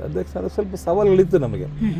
ಆಗ್ತಾನೆ ಈ GST ಬೇರೆ ಬಂದಿತ್ತು. ಕೊನೆಗೆ ನಿರ್ಮಾಣ ಮೊದಲಂಗಲ್ಲ, ವರ್ಷಕ್ಕೆ 8-10 ಪಿಕ್ಚರ್ ಆಗ್ತಿತ್ತು. ಈಗ ವರ್ಷಕ್ಕೆ 150-200 ಚಿತ್ರಗಳಿಗೆ ಶುರು ಆಗಿಬಿಡ್ತು. ಏನಾಗ್ತದೆ, ಸಿನಿಮಾ ಅನ್ನೋದು ಇದು ಗ್ಲ್ಯಾಮರ್ ಯುಗ. ಇದು ಎಷ್ಟೋ ಜನ ಕೆಲವು ಎಲ್ಲ ತುಂಬ ಹೊಸ ಬಂದ್ಬಿಡ್ತಾರೆ, ಅನುಭವ ಇರೋದಿಲ್ಲ, ಬಂದ್ಬಿಡ್ತಾರೆ, ಕಳ್ಕೊತಾರೆ. ಬಂದು ನೀವು ಕಳ್ಕೊಂಬಿಟ್ಟಿದ್ವಿ, ಏನು ಮಾಡೋದು ಅಂತ ಇವೆಲ್ಲ ಸಾಲ ಬರ್ತದೆ. ಆದರೆ ಏನು ಮಾಡೋಕ್ಕಾಗಲ್ಲ. ಇದು ಈ ಬೇರೆ ಬಿಸ್ನೆಸ್ದಂಗಲ್ಲ. ಇದು ದುಡ್ಡು ಹಾಕಿಬಿಡ್ತೀವಿ ನಾವು. ದುಡ್ಡು ಹಾಕಿದ್ಮೇಲೆ ಪಿಕ್ಚರ್ ರಿಲೀಸ್ ಮಾಡ್ತೀವಿ. ಜನ ನೋಡಿದಂಥ 100 ರೂಪಾಯಿ 50 ರೂಪಾಯಿ ನೋಡ್ತಾರಲ್ಲ, ಪುಣ್ಯಾತ್ಮ ಅಭಿಮಾನಿ, ಅವನು ಓಕೆ ಅಂದರೆ ನಾವು ಓಕೆ, ಇಲ್ಲಾಂದ್ರೆ ಅಷ್ಟು ಹಣವು ಊಟೋಗ್ಬಿಡ್ತೀವಿ. ನೀರಿನಲ್ಲಿ ಹೇಳ್ತಾರಲ್ಲ ಉಳಿಸಿಣ್ತಿಯದ ಉಳಿತಿಯದ, ಆ ಥರ. ಅಂದರೆ ಕಷ್ಟನೂ ಇದೆ, ಸುಖನೂ ಇದೆ, ಸೋಲು ಗೆಲು ಎರಡೂ ಇದೆ. ಅಂದರೆ ಯಾವುದೇ ಕೆಲಸ ಮಾಡಿದ್ರು ಕೂಡ ನಾನೇನು ಹೇಳ್ತಾ ಇದ್ದೆ ಎಲ್ಲರೂ, ಹೋಮ್ವರ್ಕ್ ಮಾಡಿ, ಹೋಮ್ವರ್ಕ್ ಮಾಡದೆ ಬರಬೇಡಿ. ಮೊದಲು ಡೈರೆಕ್ಟ್ರು. ಯಾಕೆಂದರೆ ಒಂದು ಸಿನಿಮಾ ಸೋಲು ಗೆಲ್ಬೇಕಾದ್ರೆ ನಿರ್ದೇಶಕ ಕಾರಣ. ನಿರ್ಮಾಪಕ ಕೆಲಸ ಏನು, ಹಣ ಹಾಕೋದು ನಾವು. ಬಟ್ ಅದನ್ನು ತಗೊಂಡು ದಡ ಸೇರಿಸೋದು ಯಾರು? ಕ್ಯಾಪ್ಟನ್. ಅಂದರೆ ಕ್ಯಾಪ್ಟನ್ ಆಫ್ ದ ಶಿಪ್ ನಮ್ಮ ನಿರ್ದೇಶಕ. ಅವನ ತಲೆ ಇರಬೇಕು. ಅವನ ಮನಸ್ಸು ಮಾಡಿದ್ರೆ ಏನು ಬೇಕಾದ್ರೂ ಮಾಡ್ಬೋದು. ಅದಕ್ಕೆ ನಾನು ಹೇಳ್ತಿದ್ದೆ, ನೀವು ಫಸ್ಟ್ ಕಥೆನ ಮಾಡ್ಕೊಳ್ಳಿ, ರೆಡಿ ಮಾಡ್ಕೊಳ್ಳಿ, ಹೋಮ್ವರ್ಕ್ ಮಾಡ್ಕೊಂಡು ಬನ್ನಿ ಅಂತ ಹೇಳ್ತಾರೆ. ಹಾಂ ಸರ್. ಮತ್ತು ತಾವು ಹೇಳ್ತಾ ಇದ್ರಿ, ಇದನ್ನಲ್ಲದೆ ಈಗ ಇನ್ನು ಬಹಳಷ್ಟು ಜನ ಯುವ ಕಲಾವಿದರು, ಅಂದರೆ ಹೀರೋಗಳು, ಹೀರೋಯಿನ್ ಯಾರಾಗಿರ್ಬೋದು, ಚಲನಚಿತ್ರರಂಗದಲ್ಲಿ ಏನೋ ಒಂದು ದೊಡ್ಡದನ್ನು ಮಾಡಬೇಕು ಅಂತ ಬಂದುಬಿಡ್ತಾರೆ. ಅಂತಹವ್ರು ಕೆಲವು ಸಲ ಒಬ್ಬರಿಗೆ ಯಶಸ್ಸು ಸಿಗುತ್ತೆ, ಇನ್ನೊಬ್ಬರಿಗೆ ಯಶಸ್ಸು ಸಿಗಲ್ಲ. ಈ ರೀತಿ ಡಿಸಪಾಯಿಂಟ್ಮೆಂಟ್ಗಳು ಆಗುತ್ತೆ, ಬೇಜಾರಾಗುತ್ತೆ. ಇಂಥ ಹೊಸ ಕಲಾವಿದರಿಗೆ ತಾವೇನು ಹೇಳ್ತೀರಿ ಸರ್? ಅದೇ ಹೇಳ್ತೀನಮ್ಮ. ಇವತ್ತು ರಾಜ್ಕುಮಾರ್ ಆಗಲಿ, ಬಾಲಣ್ಣವರಾಗಲಿ, ನರಸಿಂಹರಾಜರಾಗಲಿ, ಜನರ ಮನಸ್ಸು ಉಳ್ಕೊಂಡಿದ್ದಾರೆ. ಅವರು ಸ್ವರ್ಗದಲ್ಲಿದ್ದರೂ ಯಾಕೆ ಉಳ್ಕೊಂಡಿದ್ದಾರೆ? ಅವರು ಬಂದು ಏಕಾಕಿ ನಟನೆ ಬರಲಿಲ್ಲಮ್ಮ. ಅವರು ರಂಗಭೂಮಿಯಿಂದ ಬಂದವರು, ರಂಗಭೂಮಿಯಲ್ಲಿ ಅನುಭವ ತಗೊಂಡು ರಂಗಭೂಮಿಯಲ್ಲಿ ಏನು ಮಾಡಿ ಹೇಗೆ ಶಿಸ್ತು ಪ್ರದರ್ಶನ ಅಭಿನಯ ಅಂದರೆ ಏನು ತಿಳ್ಕೊಂಡು ಬಂದವರು. ಅದಕ್ಕೋಸ್ಕರ ಜನ ಮನಕ್ಕೆ ಉಳ್ಕೊಂಡು ಇನ್ನೂ ಉಳ್ಕೊಂಡಿದ್ದಾರೆ. ಇವರೆಲ್ಲ ಯಾಕೆ ಉಳ್ಕೊಳಕ್ಕಾಗ್ತಾರೆ ಅಂದರೆ ಇವರಿಗೆ ತರಬೇತಿ ಇಲ್ಲ, ತರಬೇತಿ ಶಿಕ್ಷಣ ಪಡೆದಿಲ್ಲ. ಇವರು ಬಂದರೆ ಏನೋ ದುಡ್ಡಿದ್ದಾಗ ಹೀಗಾಗಬೇಕು ಆ ಭಾವನೆ ಬಂದುಬಿಟ್ಟಿದೆ. ಅದು ಬರಬಾರ್ದು. ಯಾಕೆಂದರೆ ಫಸ್ಟ್ ಅದಕ್ಕಾಗಿ ತರಬೇತಿ ಮಾಡ್ಕೋಬೇಕು. ಯಾವುದೇ ಕೆಲಸ ಆದರೂ ಕೂಡ ಮೊದಲು ತರಬೇತಿ ಇಲ್ಲದೆ ಬಂದರೆ ಆ ಕೆಲಸ ಮಾಡೋಕ್ಕಾಗುತ್ತೆ ಹೇಳಿ ಅಲ್ವಾ?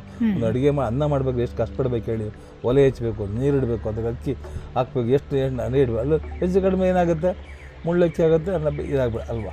ಇದು ಕೂಡ ಹಾಗೆಯೇ ಕಲೆ ಅನ್ನೋದು ಎಲ್ಲರನ್ನೂ ಕರೆಯೋದಿಲ್ಲಮ್ಮ, ಕೆಲವ್ರನ್ನೇ ಕರೆದು ಆರಿಸ್ಕೊಡುತ್ತೆ. ಎಲ್ಲರೂ ಸಾಗರ ಇದು, ಯಾರ ಬಗ್ಗೆ ಬರ್ಬೋದು ಹೋಗ್ಬೋದು, ಆದರೆ ಅದು ಕೆಲವ್ರನ್ನ ಸ್ವೀಕಾರ ಮಾಡುತ್ತೆ ಅಲ್ವಾ? ಅದು ರಾಜ್ಕುಮಾರ್ ಅವರು ಹಾಗೆ ಬಂದು ಸುಮ್ಮನೆ ಅವರು 18 ವರ್ಷಕ್ಕೆ ರಂಗಭೂಮಿಯಲ್ಲಿ ಇದ್ದರು. 18 ವರ್ಷ ಆದಮೇಲೆ ಅವರು ಚಿತ್ರರಂಗಕ್ಕೆ ಬಂದಿದ್ದವರು. ಅವ್ರು ಬಂದ ಮೇಲೆ ಕೂಡ ಅಷ್ಟು ಸುಲಭವಾಗಿಲ್ಲ ಸರ್. ಅದು ಚಿತ್ರರಂಗ ಅಷ್ಟು ಸುಪ್ಪತ್ತಿಗೇನಾಗಿಲ್ಲ. ಅವ್ರು ಕೂಡ ಮುಳ್ಳಿನ ಹಾಸಿಗೆನೇ ಆಗಿತ್ತು. ಬೇಡ್ರ ಕಣ್ಣಪ್ಪ ಆದಮೇಲೆ ನಿಮಗೆಲ್ಲ ಗೊತ್ತಿಲ್ಲ. ನಮ್ಮ ಅಕ್ಕರ ಬಾಯಲ್ಲಿ ಕೇಳಿದೆ, ಬಾವಳ ಬಾಯಲ್ಲಿ ಕೇಳಿದೆ, ನಮ್ಮ ಅತ್ತೆ ಹೇಳಿದ್ರು ನಮಗೆಲ್ಲ. ಬೇಡ್ರ ಕಣ್ಣಪ್ಪ ಆದಮೇಲೆ ಚಾನ್ಸ್ ಇಲ್ಲ ರಾಜ್ಕುಮಾರ್ ಅವ್ರಿಗೆ. ವಾಪಸ್ಸು ಬೆಂಗಳೂರು ಬರೋಂಗಿಲ್ಲ, ಮಡ್ರಾಸಲ್ಲಿ ಇರೋಗಿಲ್ಲ. ಜೀವನಕ್ಕೆ ಏನು ಮಾಡೋದು? ಅದು ಕಷ್ಟಪಡ್ತಿದ್ದು ಕಾಲ 3 ತಿಂಗಳು ಭಾಳ ಕಷ್ಟಪಟ್ಟಿದ್ದಾರೆ.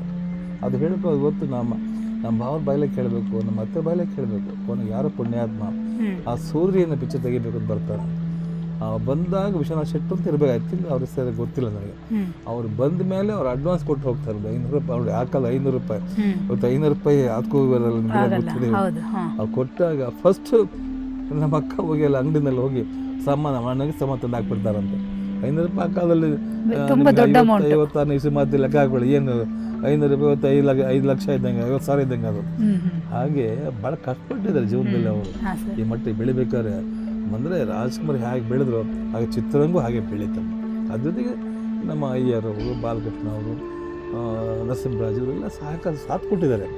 ಒಂದು ಕಾಲದಲ್ಲಿ ಸಿನಿಮಾ ಚಿತ್ರ ಇಲ್ಲ ಅಂದಾಗ ಚಲನಚಿತ್ರ ಕಲಾವಿದ ಸಂಘ ಅಂತ ಮಾಡಿಕೊಂಡು ಅವರು ಈ ನಾಟಕ ಪ್ರದರ್ಶನ ಮಾಡ್ತಾಯಿದ್ರು. ನಿಮಗೆಲ್ಲ ಗೊತ್ತಿರಬೇಕು. HM ನಾಯಕ, ಸಾವುಕಾರ, ಹೆಚ್ಚು ನಾಟಕ ಮಾಡಿದ್ದಾರೆ.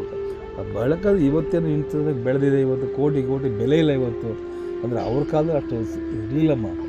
ಇವತ್ತು ಒಬ್ಬೊಬ್ಬರು ಒಂದು ಕಾರು 2 ಕೋಟಿ 3 ಕೋಟಿ ಕಾರು ಓಡ್ತಾರೆ, ಕಾರವನ್ನು ಇಟ್ಕೊಳ್ಳೋದೆ. ಅದು ಯಾವುದೂ ಇಲ್ಲಮ್ಮ ಅವ್ರು ರಾಜ್ಕುಮಾರ್ ಕಾಲದಲ್ಲಿ. ಅವ್ರ ಕಾಲದಲ್ಲಿ ಒಂದು ಕಾರಿನಲ್ಲಿ ಎಲ್ಲರನ್ನ ಕೂರಿಸ್ಕೊಂಡು ಶೂಟಿಂಗ್ ಹೋಗ್ತೀವಿ. ಅದಾದ ಸ್ಟುಡಿಯೋಗಳು ಶೂಟಿಂಗ್ ಹೋಗ್ತಿದ್ರು. ಈಗ ಒಬ್ಬ ಕಾರಲ್ಲಿ ಬಂದರೆ ನಾ ಬರಲ್ಲಪ್ಪ, ನನಗೆ ಸಪ್ರೇಟ್ ಕಾರ್ ಬೇಕು ಅಂತಾರೆ. ನಮ್ಮ ಸಪ್ರೇಟ್ ಕಾರು ಏನು ಮಾಡಿ ಕಾಲ ಬದಲಾವಣೆ ಆಗಿದೆ. ಆ ಕಾಲ ಬದಲಾವಣೆ ಆಗಿ ತೊಗೊಳ್ಳೇಬೇಕಲ್ಲ. ಸುಖವಾಗಿದೆ ಕಾಲ. ಕೋಟಿ ಬೆಲೆ ಇಲ್ಲ. ಯಾರು ಕೇಳಿ 8 ಕೋಟಿ 10 ಕೋಟಿ 20 ಕೋಟಿ ಅಂತ ಹೇಳ್ತಾರೆ. ಅಂದರೆ ಜನ ನೋಡ್ತಾ ಇದ್ದಾರೆ. ಅಂದರೆ ಒಳ್ಳೆ ವಸ್ತು ಇದ್ದರೆ ಒಳ್ಳೆ ಚೆನ್ನಾಗಿದೆ, ಜನ ರಿಸೀವ್ ಮಾಡ್ತಾರೆ. ಹಾಂ sir, thank you sir. Sir, ತಮ್ಮದು ಒಂದು ದೊಡ್ಡ ಕುಟುಂಬ. ಅಲ್ಲಿ ಅಕ್ಕ ತಂಗಿಯರು, ಅಣ್ಣ ತಮ್ಮಂದಿರು, ಚಿಕ್ಕಪ್ಪ ಚಿಕ್ಕಮ್ಮ ಈ ಥರದ್ದೊಂದು ದೊಡ್ಡ ಫ್ಯಾಮಿಲಿಯಲ್ಲಿ ತಾವು ಬಂದವರು. ಈ ಒಂದು ಕುಟುಂಬದ ಒಂದು ಏನಿದೆ ಸಪೋರ್ಟ್ ಏನಿದೆ, ಪ್ರತಿಯೊಬ್ಬ ಮನುಷ್ಯನಿಗೊಂದು ಒಳ್ಳೆಯ ದಾರಿಗೆ ಕರ್ಕೊಂಡು ಹೋಗುತ್ತೆ. ಈ ಒಂದು ಇಷ್ಟು ದಿನ ಏನೋ ಹಂಚಿಕೆದಾರರಾಗಿರ್ತೀರಿ, ನಿರ್ಮಾಪಕರಾಗ್ತೀರಿ, ಭಾಳಷ್ಟು ಕೆಲಸ ಕಾರ್ಯಗಳಲ್ಲಿ ತೊಡಕೋತೀರಿ. ಈ ಎಲ್ಲ ಕೆಲಸ ಕಾರ್ಯಗಳಿಗೆ ತಮ್ಮ ಫ್ಯಾಮಿಲಿ ಸಪೋರ್ಟ್ ಯಾವ ರೀತಿಯಾಗಿತ್ತು? ತಮ್ಮ ಪತ್ನಿ, ತಮ್ಮ ಮಕ್ಕಳು, ಇದ್ರ ಬಗ್ಗೆ ಹೇಳಿ ಸರ್. ಇದಕ್ಕೆಲ್ಲ ಇಷ್ಟು ಮಾಡಿ ದೊಡ್ಡ ಕುಟುಂಬ ಈ ಹಡಗು ತುಂಬಿಕೊಂಡು ಹೋಗ್ಬೇಕಾದ್ರೆ ಇದಕ್ಕೆಲ್ಲ ಸಾರ್ಥಿ ಯಾರಪ್ಪ ಅಂದರೆ ನಮ್ಮ ಅಕ್ಕ ಪಾರ್ವತಮ್ಮ, ಜೊತೆಗೆ ರಾಜ್ಕುಮಾರ್ ಅವರು. ಏನು ನಾವು ನಡ್ಕೊಂಬಂದಿದ್ದೀವಿ, ಬೆಳೀತಾ ಇದ್ದೀವಿ, ಹಾಗೆ ಹೋಗುಗಳಿದೆಯಲ್ಲ, ಇದಕ್ಕೆಲ್ಲ ಅವರೇ ಕಾರಣಮ್ಮ. ಯಾಕಂದರೆ ರಾಜ್ಕುಮಾರ್ ಅಂತ ಒಂದು ಜನ್ಮ ಕೊಟ್ಟಂಥ ತಂದೆ ತಾಯಿಗಳು ಸಿಂಗಲ್ ಪುಟ್ಸಮ್ಮಪ್ಪ, ಲಕ್ಷ್ಮಮ್ಮನವರು. ಅದೇ ರೀತಿ ರಾಜ್ಕುಮಾರ್ಗೆ ಸತಿಯಾಗಿ ಧರ್ಮಪತ್ನಿ ಬೆಳೆಸಬೇಕಾದ್ರೆ ಸಾಲಿಗ್ರಾಮದ ಅಪ್ಪಾಜಿಗೂ ಲಕ್ಷ್ಮಣ್ಣವ್ರ ಮಗಳು ಪಾರ್ವತಮ್ಮ. ಅಂದರೆ ಪಾರ್ವತಮ್ಮ ಬಂದ ಮೇಲೆ ಮುತ್ತುರಾಜ್ ರಾಜ್ಕುಮಾರ್ ಆಗಿದ್ದು. ಅಂದರೆ ನಮ್ಮ ಅಕ್ಕ ಯಾವತ್ತೂ ಕೂಡ ಅವರ ಗಂಡನ ಮನಸ್ಸಿಗೆ ನೋವಾಗದ ಹಾಗೆ, ಅವ್ರ ತಾಯಿ ನಮ್ಮ ಅತ್ತೆಗೆ ರಾಜ್ಕುಮಾರ್ ತಾಯಿ ಮನಸ್ಸು ನೋವಾಗದಾಗೆ ಅವ್ರ ಕುಟುಂಬವನ್ನು ನಡೆಸ್ಕೊಂಡು ಹೋಗುವಂಥ ಶಕ್ತಿನ ರಾಜ್ಕುಮಾರ್ ಅವರು ನಮ್ಮಕ್ಕ ಪಡ್ಕೊಂಡು ಅಂತೇಳಿ ತಪ್ಪಾಗಲ್ಲ. ಅವರು ಎಂದೂ ಕೂಡ ಅವ್ರ ಮನಸ್ಸನ್ನು ನೋಯಿಸ್ತಿಲ್ಲ ನಮ್ಮ ಅಕ್ಕ ಅವರು. ಅದೊಂದು ಸತ್ಯವಾದ ಮಾತು. ಅದನ್ನ ನಂಬಿಕೆ ರಾಜ್ಕುಮಾರ್ಗಿತ್ತು. ನನ್ನ ಹೆಂಡ್ತಿದೆಲ್ಲ ಮಾಡ್ತಾಳೆ ಅಂತೇಳಿ ಪೂರ್ತಿ ಮನಸ್ಸು ಹಾಗೇ ಬೆಳ್ತಾರೆ. ನಾವು ಕಲ್ತ್ಕೊಂಡಿದ್ದೀವಿ. ನೀವು ಹೇಳಿದ್ರಲ್ಲ, ಅಣ್ಣ ತಮ್ಮ ಅಕ್ಕ ತಂಗಿ. ರಾಜ್ಕುಮಾರ್ ಮನಸ್ಸು ಅದೊಂದೇ ಇದ್ದಿದ್ದು, ಎಲ್ಲರೂ ಚೆನ್ನಾಗಿರಬೇಕು. ಅವ್ರು ಬೆಳೆದಂಗೆ ಎಲ್ಲರನ್ನೂ ಬೆಳೆಸ್ಕೊಂಡು ಬಂದರು. ಒಬ್ಬರೇ ಬೆಳೀಲಿಲ್ಲ ಅವರು. ಈಗ ತಮ್ಮನ್ನು ಬೆಳೆಸೋದು, ತಮ್ಮ ಇವತ್ತು ವರದಪ್ಪ ನಿಮಗೆಲ್ಲ ಗೊತ್ತಿರಬೇಕು. ಆದ್ರೆ ಅಣ್ಣ ತಮ್ಮ ನಾವು ಕೇಳಿರ್ತೀವಿ ಶ್ರೀರಾಮಚಂದ್ರ ಇದ್ದ, ಲಕ್ಷ್ಮಣ ಇದ್ದ, ಭರತ ಇದ್ದ ಅಂತ ಅಣ್ಣ ತಮ್ಮಗಳು, ರಾಮ ಲಕ್ಷ್ಮಣ ಅಂದರೆ ನಾವು ನಿಜವಾದ ನೋಡಿದ್ದು ಎಲ್ಲಿಯಪ್ಪ ಅಂದರೆ ರಾಜ್ಕುಮಾರ್ ವರ್ಧಪ್ಪಲ್ಲಿ. ಅಣ್ಣ ತಮ್ಮದು ಅಷ್ಟು ಅಂಥ ಅಣ್ಣ ತಮ್ಮ ನೋಡೋಕ್ಕೆ ಸಾಧ್ಯನೇ ಇಲ್ಲ. ಅದು ತಕ್ಕನಾಗಿ ನಮ್ಮ ಅಕ್ಕ ಪಾರ್ವತಮ್ಮ ಜೊತೆಯಾಗಿ ಹೇಗೆ ರಾಜ್ಕುಮಾರ್ ತಮ್ಮ ಅವರು ವರ್ಧಪ್ಪ ಅವರು ಆ ಕತೆಗಳನ್ನು ಸೆಲೆಕ್ಟ್ ಮಾಡೋದ್ರಲ್ಲಿ, ಕತೆ ಮಾಡೋದ್ರಲ್ಲಿ ಅದು ವಹಿಸ್ಕೊಳ್ಳೋದು, ಭಾಗ್ಯದಲ್ಲಿ ನಮ್ಮ ಅಕ್ಕ ನೋಡ್ಕೊಳ್ಳೋದು. ಹೀಗಿದ್ದಾಗ ಅವಾಗ ಅಣ್ಣ ಅಷ್ಟು ಮಟ್ಟಿಗೆ ಬೆಳ್ಕೊಂಡಿದ್ರು, ಹೇಳಲಿಕ್ಕಾಗಲ್ಲ, ಬಿಡೋದನ್ನ ಸಾಧ್ಯನೇ ಇಲ್ಲ. ತಮ್ಮ ಮಕ್ಕಳು ಈ ಒಂದು ಅದು ಬೆಳೆದಂಗೆ ರಾಜ್ಕುಮಾರ್ ಮಕ್ಕಳು ಇದ್ದವರಿಗೆ ಶಿವರಾಜ್ ಕುಮಾರ್ ಬಂದ, ರಾಘವೇಂದ್ರ ರಾಜ್ಕುಮಾರ್ ಬಂದರು, ಪುನೀತ್ ರಾಜ್ಕುಮಾರ್ ಹೇಳೋರು. ಆಮೇಲೆ ಯಾರು ಜನ ಯಾರು ಕೇಳಿದಾಗ ಸರ್ ನೀವು ಅದು ನೆಕ್ಸ್ಟ್ ಏನು ಸರ್ ಬರಬೇಕ್ರಿ, ನನ್ನ ಇದ್ದಾಗಲೇ ನನಗಂತ ಮ್ಯೂಸ್ ನಟ ಬರಬೇಕ್ರಿ ಅಂತ ಹೇಳೋರು. ಹಾಗೆ ಎಲ್ಲ ಬರ್ತಾ ಇತ್ತು. ಅಂದರೆ ಅದೇ ರೀತಿ ಕೊನೆಗೆ ಶಿವರಾಜ್ ಕುಮಾರ್ ಆನಂದ ಪಿಕ್ಚರನ್ನ ಮಾಡಿದ್ರು, ಮೊದಲನೇ ಪಿಕ್ಚರ್. ಅವ್ರಿಗೆ ಖುಷಿ ಆಯ್ತು, ನನ್ನ ಮಗ ಇಷ್ಟಪಟ್ಟು ಪಾಠ ಮಾಡ್ತಾನ ಅಂತ ಅವ್ರು ಹೇಳಿದ್ರು. ನೀವು ಸಿನಿಮಾಗೆ ಬರೋಕ್ಕೂ ಮುಂಚೆ ಫಸ್ಟ್ ಟ್ರೈನಿಂಗ್ ಮಾಡ್ಕೊಂಡು ಬಾ. ಏಕದಮ್ ರಾಜ್ಕುಮಾರ್ ಶಿವರಾಜ್ ಕುಮಾರ್ ಪಿಕ್ಚರ್ ಇಳಿಸ್ತಿಲ್ಲ, ಹೋಗಿ ಆಕ್ಟ್ ಕಲ್ತ್ಕೊಂಡು ಡ್ಯಾನ್ಸ್ ಮಾಡೋದಾಗೆ ಫೈಟ್ ಮಾಡೋಲ್ಲ ಕಲ್ತ್ಕೊಂಡು ಸಿನಿಮಾ ಕರ್ಕೊಂಡಿದ್ರು, ಏಕಾಏಕಿ ಬರಲಿಲ್ಲ. ಆದರೆ ಪುನೀತ್ ಹಾಗಲ್ಲ, ಪುನೀತ್ ಹುಟ್ಟು ಕಲಾವಿದ, ನಿಮ್ಗೆಲ್ಲ ಗೊತ್ತಿರಬೇಕು. ಕೆಲಸ ಮಾಡೋದಲ್ಲಿ ಅವನು ಅವ್ರು ಹಾಡಿದಂತಹ ಹಾಡು ಈಗಲೂ ಅಷ್ಟು ಸೂಪರ್ ಹಿಟ್ ಆಗಿದೆ. ಭಕ್ತ ಪ್ರಹಾರದಲ್ಲಿ ಪ್ರಹ್ಲಾದ್ ಮಾಡಿದ ಪಾತ್ರ, ಅಲ್ಲಿ ಭಾಗ್ಯ ಚಿತ್ರದಲ್ಲಿ ಮಾಡಿದ ಪಾತ್ರ ಯಾರು ಮರೆಯಕ್ಕಾಗತ್ತೆ ಹೇಳಿ. ಅದೇ ಹುಟ್ಟು ಕಲಾವಿದಮ್ಮ. ಅದೇನು ಹೇಳ್ತಿರಲ್ಲ, ಮಾವನ ಮರದಲ್ಲಿ ಮಾವನೇ ಬಿಡುತ್ತೆ, ಬೇವಿನ ಮರದಲ್ಲಿ ಬೇನ್ ಬಿಡುತ್ತೆ, ಹುಲಿನೇ ಹುಟ್ಟಬೇಕು, ಕಲಾವಿದ ಬಿಡುತ್ತೆ ಕಲಾನ ಹುಟ್ಟಿದೆ. ಈಗ ಒಂದಷ್ಟು ತಮ್ಮ ಕುಟುಂಬದ ವಿಚಾರ ಅಂದ್ರೆ ತಮ್ಮ ಪತ್ನಿ, ತಮ್ಮ ಮಕ್ಕಳು. ಈಗ ನೋಡಿ, ನನಗೆ ನನ್ನ ಹೆಂಡತಿ ಜಯಮ್ಮ ಅಂಥೇಳಿ, ನಾವು ಹೇಳಿದೆಲ್ಲ 8 ಜನಮ್ಮ ಅಂಥೇಳಿ, ದೊಡ್ಡಣ್ಣ ರಾಮೇಗೌಡ, ಆಮೇಲೆ ಪಾರ್ವತಮ್ಮ, ಆಮೇಲೆ ಇನ್ನೊಬ್ಬರು ನಾಗಕ್ಕ ಅಂಥೇಳಿ, ಇನ್ನೊಬ್ಬರು ಜಯಮ್ಮ, ಹೇಮಾವತಿ, ನನ್ನ ತಮ್ಮ ಶ್ರೀನಿವಾಸು, ಗೋವಿಂದರಾಜು, ಹೇಮ, ಹೀಗೆ ನಾವೆಲ್ಲ ಇಷ್ಟು ಕುಟುಂಬದಲ್ಲಿ ಜೊತೆಲೇ ಇವತ್ತು ಕುಟುಂಬ ಅಂದರೆ ಅಲ್ಲಿ ನೋಡ್ಬೇಕು. ಜಾಯಿಂಟ್ ಫ್ಯಾಮಿಲಿ, ಅವಿಭಕ್ತ ಕುಟುಂಬ ಅಂದರೆ. ಹಾಗೆ ನಾವು ಬೆಳ್ಕೊಂಡು ನನ್ನ ಮಗ ಓದ್ತಾ ಇದ್ದ ಚೆನ್ನಾಗಿ, ವಿಜಯರಾಗ ಮೊದಲು ಚೆನ್ನಾಗಿ ಓದ, ನಾವು ಒಳ್ಳೆ ಹಾಡುತ್ತಾ ಇದ್ದ, ಅತ್ಯುತ್ತಮ ಗಾಯಕರು, ಒಳ್ಳೆ ಗಾಯಕ. ಅವನಾದ್ಮೇಲೆ ಮುರಳಿ ಬಂದ. ಹೀಗೆ ದೇವರು ಅವನು ಗೊತ್ತಿಲ್ಲ ನಮಗೆ, ಚಿನ್ನಾರಿ ಮೊತ್ತ ಬಂದ್ಬಿಡ್ತು ಅವನ. ಆಮೇಲೆ ಪುಟ್ಟರಾಜ್ ಗಾವಲ್ ಚಿತ್ರ ಮಾಡಿ ಬೆಸ್ಟ್ ಆಕ್ಟರ್ ತಗೊಂಡ, ಕಂಠಿ ಚಿತ್ರಕ್ಕೆ ಮುರಳಿಗೆ ಬೆಸ್ಟ್ ಆಕ್ಟರ್ ಕೊಟ್ಟರು. ಚಂದ್ರಶೇಖರ್ ಚಿತ್ರ ನಭಶುದ್ಧಿ ಓಡಿತು. ಕೊನೆಗೆ 8 ವರ್ಷ ಸ್ವಲ್ಪ ಮುರಳಿಗೆ ಸ್ವಲ್ಪ ಕಷ್ಟ ಆಯಿತು, ಯಾವುದು ಸಕ್ಸಸ್ ಸಿಗಲಿಲ್ಲ. ಆವಾಗ ಕೊನೆಗೆ ಉಗ್ರಂ ಅನ್ನೋ ಚಿತ್ರವನ್ನು ನಮ್ಮ ಪ್ರಶಾಂತ್ ನೀಲ್ ಅಂತ ನಿಮಗೆಲ್ಲ ಗೊತ್ತಿದೆ, ಈ KGF ಮಾಡಿದ್ರಲ್ಲ, ಆ ಡೈರೆಕ್ಟ್ರ್ ಮಾಡಿದ್ದು. ಬೇಡಪ್ಪ ನನ್ನ ಮಗ ಅದೃಷ್ಟ ಆಗಿಲ್ಲ ಕಣೆ, ಇಲ್ಲ ಅಂಕಲ್ ಮಾಡೇ ಮಾಡಬೇಕು ಅಂತ ಪ್ರಶಾಂತ್ ನೀಲ್ ಅವರು ಉಗ್ರಂ ಮಾಡಿದ್ರು. ಉಗ್ರಂ ಆದ್ಮೇಲೆ ನೆಕ್ಸ್ಟ್ KGF ಬರೋ, ಅವನ ರಥಹಾರ ಮಾಡಿದ ನನ್ನ ಮಗ. ಆಮೇಲೆ ಅಗಸ್ತ್ಯ ಮಾಡ್ದ. ಈಗ ಮುರಳಿ ಭರಾಟೆ ಚಿತ್ರ ಮಾಡ್ತಾರೆ. ಅದು ಭರಾಟೆಗೆ ಅದು ಏನು ಮಾಡ್ತಾರೆ ಗೊತ್ತು, ಪ್ರೊಡ್ಯೂಸರ್ ಮತ್ತು ಆ ಹಣವನ್ನು ನೀರು ಚೆಲ್ತಾ ಇದ್ದಾರೆ ಪುಣ್ಯಾತ್ಮ. ಸುಪ್ರೀತ್ ಅನ್ನೋರು, ಚೇತನ್ ಡೈರೆಕ್ಟ್ರು, ತುಂಬ ಚೆನ್ನಾಗಿ ಬರ್ತಾಯಿದೆ. ತುಂಬ ಜನ ಕಾಯ್ತಾ ಇದ್ದಾರೆ ಯಾವಾಗ ಬರುತ್ತೆ ಭರಾಟೆ ಅಂತ. ಅದೇ ವಿಜಯರಾಘವೇಂದ್ರ ಈಗ ಮಾಲ್ಗುಡಿ ಡೇಸ್ ಅಂತ ಚಿತ್ರವನ್ನು ಮಾಡ್ತಾ ಇದ್ದಾರೆ. ಅದು ಹಿಂದಿನ ಮಾಲ್ಗುಡಿ ಡೇಸ್ ಶಂಕರ್ನಾಗ್ ಮಾಡಿದ್ದು, ಅದಕ್ಕೆ ಸಂಬಂಧ ಇಲ್ಲ, ಇದು ಬೇರೆ ಕತೆ. ಮಂಗಳೂರಿನ ಕಾಮತ್ ಅಂತ, ಗಣೇಶ್ ಕಾಮತ್ ಅಂತ ಹೇಳಿ ಪ್ರೊಡಕ್ಷನ್ ಮಾಡ್ತಾ ಇದ್ದಾರೆ. ಭಾಳ ಒಳ್ಳೆ ಚಿತ್ರಗಳು. ಈಗ ಒಬ್ಬರೊಬ್ಬರು ನಡ್ಕೊಂಡು ಹೋಗ್ತಾ ಇದೆ. ಏನೋ ಒಂಥರ ನಾವು ಕೂಡ ಏರಿಪೇರು ನೋಡಿದ್ವಿ, ಎಲ್ಲೋ ಮೇಲಕ್ಕೆ ಹೋಗಿದ್ವಿ, ಧಮಾರ್ ಕೆಳಗೆ ಬಿದ್ವಿ. ಏನಪ್ಪ ಈ ಚಿತ್ರರಂಗ, ಅದು ನೋವನ್ನು ಯಾರು ಹೇಳ್ಕೊಳ್ಳೋದು? ಆ ಶಿವನಿಗೆ ಹೇಳ್ಕೊಬೇಕು ನಾವು. ನಂಬಿ ಕರೆದರೆ ಓಯಿಂದನೇ ಶಿವನು ಅಂತ ಹೇಳ್ತಾರಲ್ಲ, ಹಾಗೆ ಅಪ್ಪ ನೀನು ಕೊಟ್ಟೆ, ನೀನು ತಗೊಂಡೆ, ಏನು ಕೊಡ್ತೀವಿ ಕೊಡಪ್ಪ ಅಂಥೇಳಿ ಅದನ್ನು ಸ್ವೀಕರಿಸ್ತೀವಿ. ನಾನು ಯಾವುದು ಯೋಚನೆ ಮಾಡೋಕ್ಕೆ ಹೋಗ್ತಿರ್ಲಿಲ್ಲ. ನಾವು ಬರುವಾಗೇನು ತೊಗೊಂಬಂದಿಲ್ಲ, ಬರುವಾಗ ತಂದಿಲ್ಲಲ್ಲ, ಹೋಗಿ ತೊಗೊಂಡಿದ್ದೀವಲ್ಲ, ಆ ತತ್ವಕ್ಕೆ ಬಂದೆ ನಾವು. ಈಗ ಬಸವಣ್ಣ ಹೇಳಲ್ವ, ಈಗ ನೋಡಿದಂತೆ ನಮ್ಮ ರಾಜ್ಕುಮಾರ್ ಸರಿ ಸಣ್ಣ ಇನ್ಸಿಡೆಂಟ್ ಹೇಳ್ಬಿಡ್ತೀನಿ. ಮಲ್ಲೇಶ್ವರದ ಗ್ರೌಂಡಲ್ಲಿ ಒಂದು ಫಂಕ್ಷನ್ ಸಭೆ, ಕರ್ಬಸೈನವರು ಒಂದು ಸನ್ಮಾನ ಸಮಾರಂಭ ಇತ್ತು. ಅದಕ್ಕೆ ನಮ್ಮ ಲಿಂಗಪ್ಪದವ್ರು ಬಂದಿದ್ದರು, ಸಿದ್ಧಗಂಗಾ ಸ್ವಾಮಿಗಳು ಕೂಡ, ಶಿವಕುಮಾರ್ ಸ್ವಾಮಿಗಳು ಕೂಡ ಇದ್ದರು. ಆಗ ನಾನು ಕೂಡ ಹೋಗಿದ್ದೆ ಒಂದು ಸಮಾರಂಭದಲ್ಲಿ. ಆಗ ಎಲ್ಲರೂ ಮಾತಾಡಿ ಅಂತ ಹೇಳ್ತಾಯಿದ್ರು. ರಾಜ್ಕುಮಾರ್ ಯಾವಾಗಲೂ ಕೂಡ ಸಭಾ ಗೌರವ, ಅಂದರೆ ಲಿಂಗಪ್ಪ ಹಿರಿಯವರಿದ್ದಾರೆ, ಅವ್ರು ಮಾತಾಡಲಿ, ಆಮೇಲೆ ಬುದ್ಧಿಯವರಿದ್ದಾರೆ ಮಾತಾಡಲಿ ಅಂತ ಹೇಳ್ತಾಯಿದ್ರು. ಜನ ಎಲ್ಲ ಗಲಾಟೆ ಮಾಡ್ತಾಯಿದ್ರು, ಮಾತಾಡಿ ಅಂತ. ಅದಕ್ಕೆ ರಾಜ್ಕುಮಾರ್ ಎದ್ದು ಬಾಡಿ ದೊಡ್ಡ ಮಾತಾಡಬೇಕು. ಅದು ನಿಜಲಿಂಗಪ್ಪದವ್ರು ಏನು ಮಾಡಿಬಿಟ್ರು, ನಮ್ಗೆ ಗೊತ್ತ್ರಿ ನೀವೆಲ್ಲ ಯಾಕೆ ಕೂಗ್ತಾಯಿದ್ರು ಅಂತ, ರಾಜ್ಕುಮಾರ್ ಮಾತಾಡಿ ಅಂತ ಹೇಳ್ಬೇಡ್ರಿ. ನಾನು ಕೊನೆಗೆ ಶಿವಕುಮಾರ್ ಸ್ವಾಮಿ ರಾಜ್ಕುಮಾರ್ ಅವರು, ನಾನು ಮಾತಾಡ್ಬಿಡ್ಲ, ಇಲ್ಲ ನಾನು ನೀವು ನೋಡಿ ದಯವಿಟ್ಟು ಗುರುಗಳು, ನೀವು ನಾನು ಮಾತಾಡಿ ನೀವು ಗುರುಗಳು ನಿಮ್ಮ ಆಶೀರ್ವಾದ ಬೇಕು, ನಿಮ್ಮ ಆಶೀರ್ವಾದ ನಾವು ಕೇಳಬೇಕು. ಹಾಗಲ್ಲಪ್ಪ ನಾನು ಮಾತಾಡೋಕ್ಕೆ ಶುರು ಮಾಡ್ತೀನಿ, ಜನ ಕೂಗಾಡ್ತಾರೆ ಕಣಪ್ಪ, ಇಲ್ಲ ನೀವು ಮಾತಾಡಬೇಕು, ನೀವು ಮಾತಾಡಿ ಚೆನ್ನಾಗಿರೋದಿಲ್ಲ ಅಂದರೆ ಶಿವಕೋತ್ಸವ ಮಾತಾಡ್ತಾ ಇರ್ಬೇಕಾರೆ ಜನ ಪಿನ್ ಡ್ರಾಪ್ ಸೈಲೆನ್ಸ್, ಒಂದು ಗಲಾಟೆ ಇಲ್ಲ. ಆವಾಗ ರಾಜ್ಕುಮಾರ್ ನೋಡಿದ್ರೆ ಎಷ್ಟು ಮಟ್ಟಿಗೆ, ಅದಕ್ಕೆ ಹೇಳೋದು ರಾಜ್ಕುಮಾರ್ ಒಂದು ಹೇಳ್ತಾರೆ, ನನಗೇನು ಗೊತ್ತಿಲ್ಲ ಬುದ್ಧಿ ಅಂತ. ಅವರು ನುಡಿಯಲ್ಲಿ ಎಚ್ಚೆತ್ತು ನಡೆಯಲ್ಲಿ ತಪ್ಪಿದೊಡೆ ಕಟ್ಟಿಯಲ್ಲಿ ಹಿಂಗೆ ಘಟಸರ್ಪವಾದ ನೋಡ ಅಂತ ಹೇಳ್ತಾರೆ. ಆ ಹೇಳಿದ ತಕ್ಷಣ ಸಭೆ ಹೋಗೋದು ಕೂಗುತ್ತೆ. ಸ್ವಾಮೀಜಿಯವ್ರು ಹೇಳ್ತಾರೆ, ಎಲ್ಲಪ್ಪ ಕಲ್ತಿದ್ದೆಲ್ಲದೂ ನೀನು. ಇಲ್ಲ, ನಾನು ನಾಟಕದಲ್ಲಿ ಪಾತ್ರ ಮಾಡ್ಬೇಕಾದ್ರೆ ಗುಬ್ಬಿ ಇರೋಣ ಕಂಪ್ನಿಯಲ್ಲಿ ಬಸವಣ್ಣನ ಪಾತ್ರನೂ ಮಾಡ್ತಾ ಇದ್ದೆ. ಅವಾಗ ಎಷ್ಟು ಜ್ಞಾಪಕ ಇಟ್ಕೊಂಡಿದ್ದೆ. ಅದು ರಾಜ್ಕುಮಾರ್ ಅವರಿಗೆ ಜ್ಞಾಪಕ ಜಾಸ್ತಿ, ಜ್ಞಾಪಕ ಶಕ್ತಿ ಜೊತೆಗೆ ಉಪಕಾರ ಸ್ಮರಣೆ ಜಾಸ್ತಿ. ಅವ್ರು ಬೆಳೆದಿಗೆ ಯಾರು ಕಾರಣಕರ್ತರಾಗಿದ್ರು ಅವ್ರು ಎಲ್ಲರನ್ನೂ ಕೂಡ ಅವ್ರು ದಾದಾ ಸಾಹೇಬ್ ಫಾಲ್ಕೆ ಪ್ರಶಸ್ತಿ ಬಂದಾಗ ಪ್ರತಿಯೊಬ್ಬರ ಹೆಸರು ಕೂಡ ಹೇಳ್ತಾರೆ. ಅವರು ನಾ ಈ ಬೆಳೆಯಲಿಕ್ಕೆ ಯಾರು ಕಾರಣಕರ್ತರು ಅನ್ನೋದನ್ನು ನೆನಕೋತಾ ಇದ್ರು ಅವರು. ಅಂದರೆ ಅದೊಂದು ಗುಣ ಅವ್ರಿಗೆಲ್ಲ ಚೆನ್ನಾಗಿತ್ತು. ಮರುವನ್ನದು ಅದು ಕೊಟ್ಟಂಗಿಲ್ಲ. ನಾನು ಹೇಳಿದ ಮಟ್ಟಿಗೆ 30 ವರ್ಷ 40 ವರ್ಷ ಹಿಂದಿನ ಮಾತು ನನಗೆ ಹೇಳೋದು ನಾನು.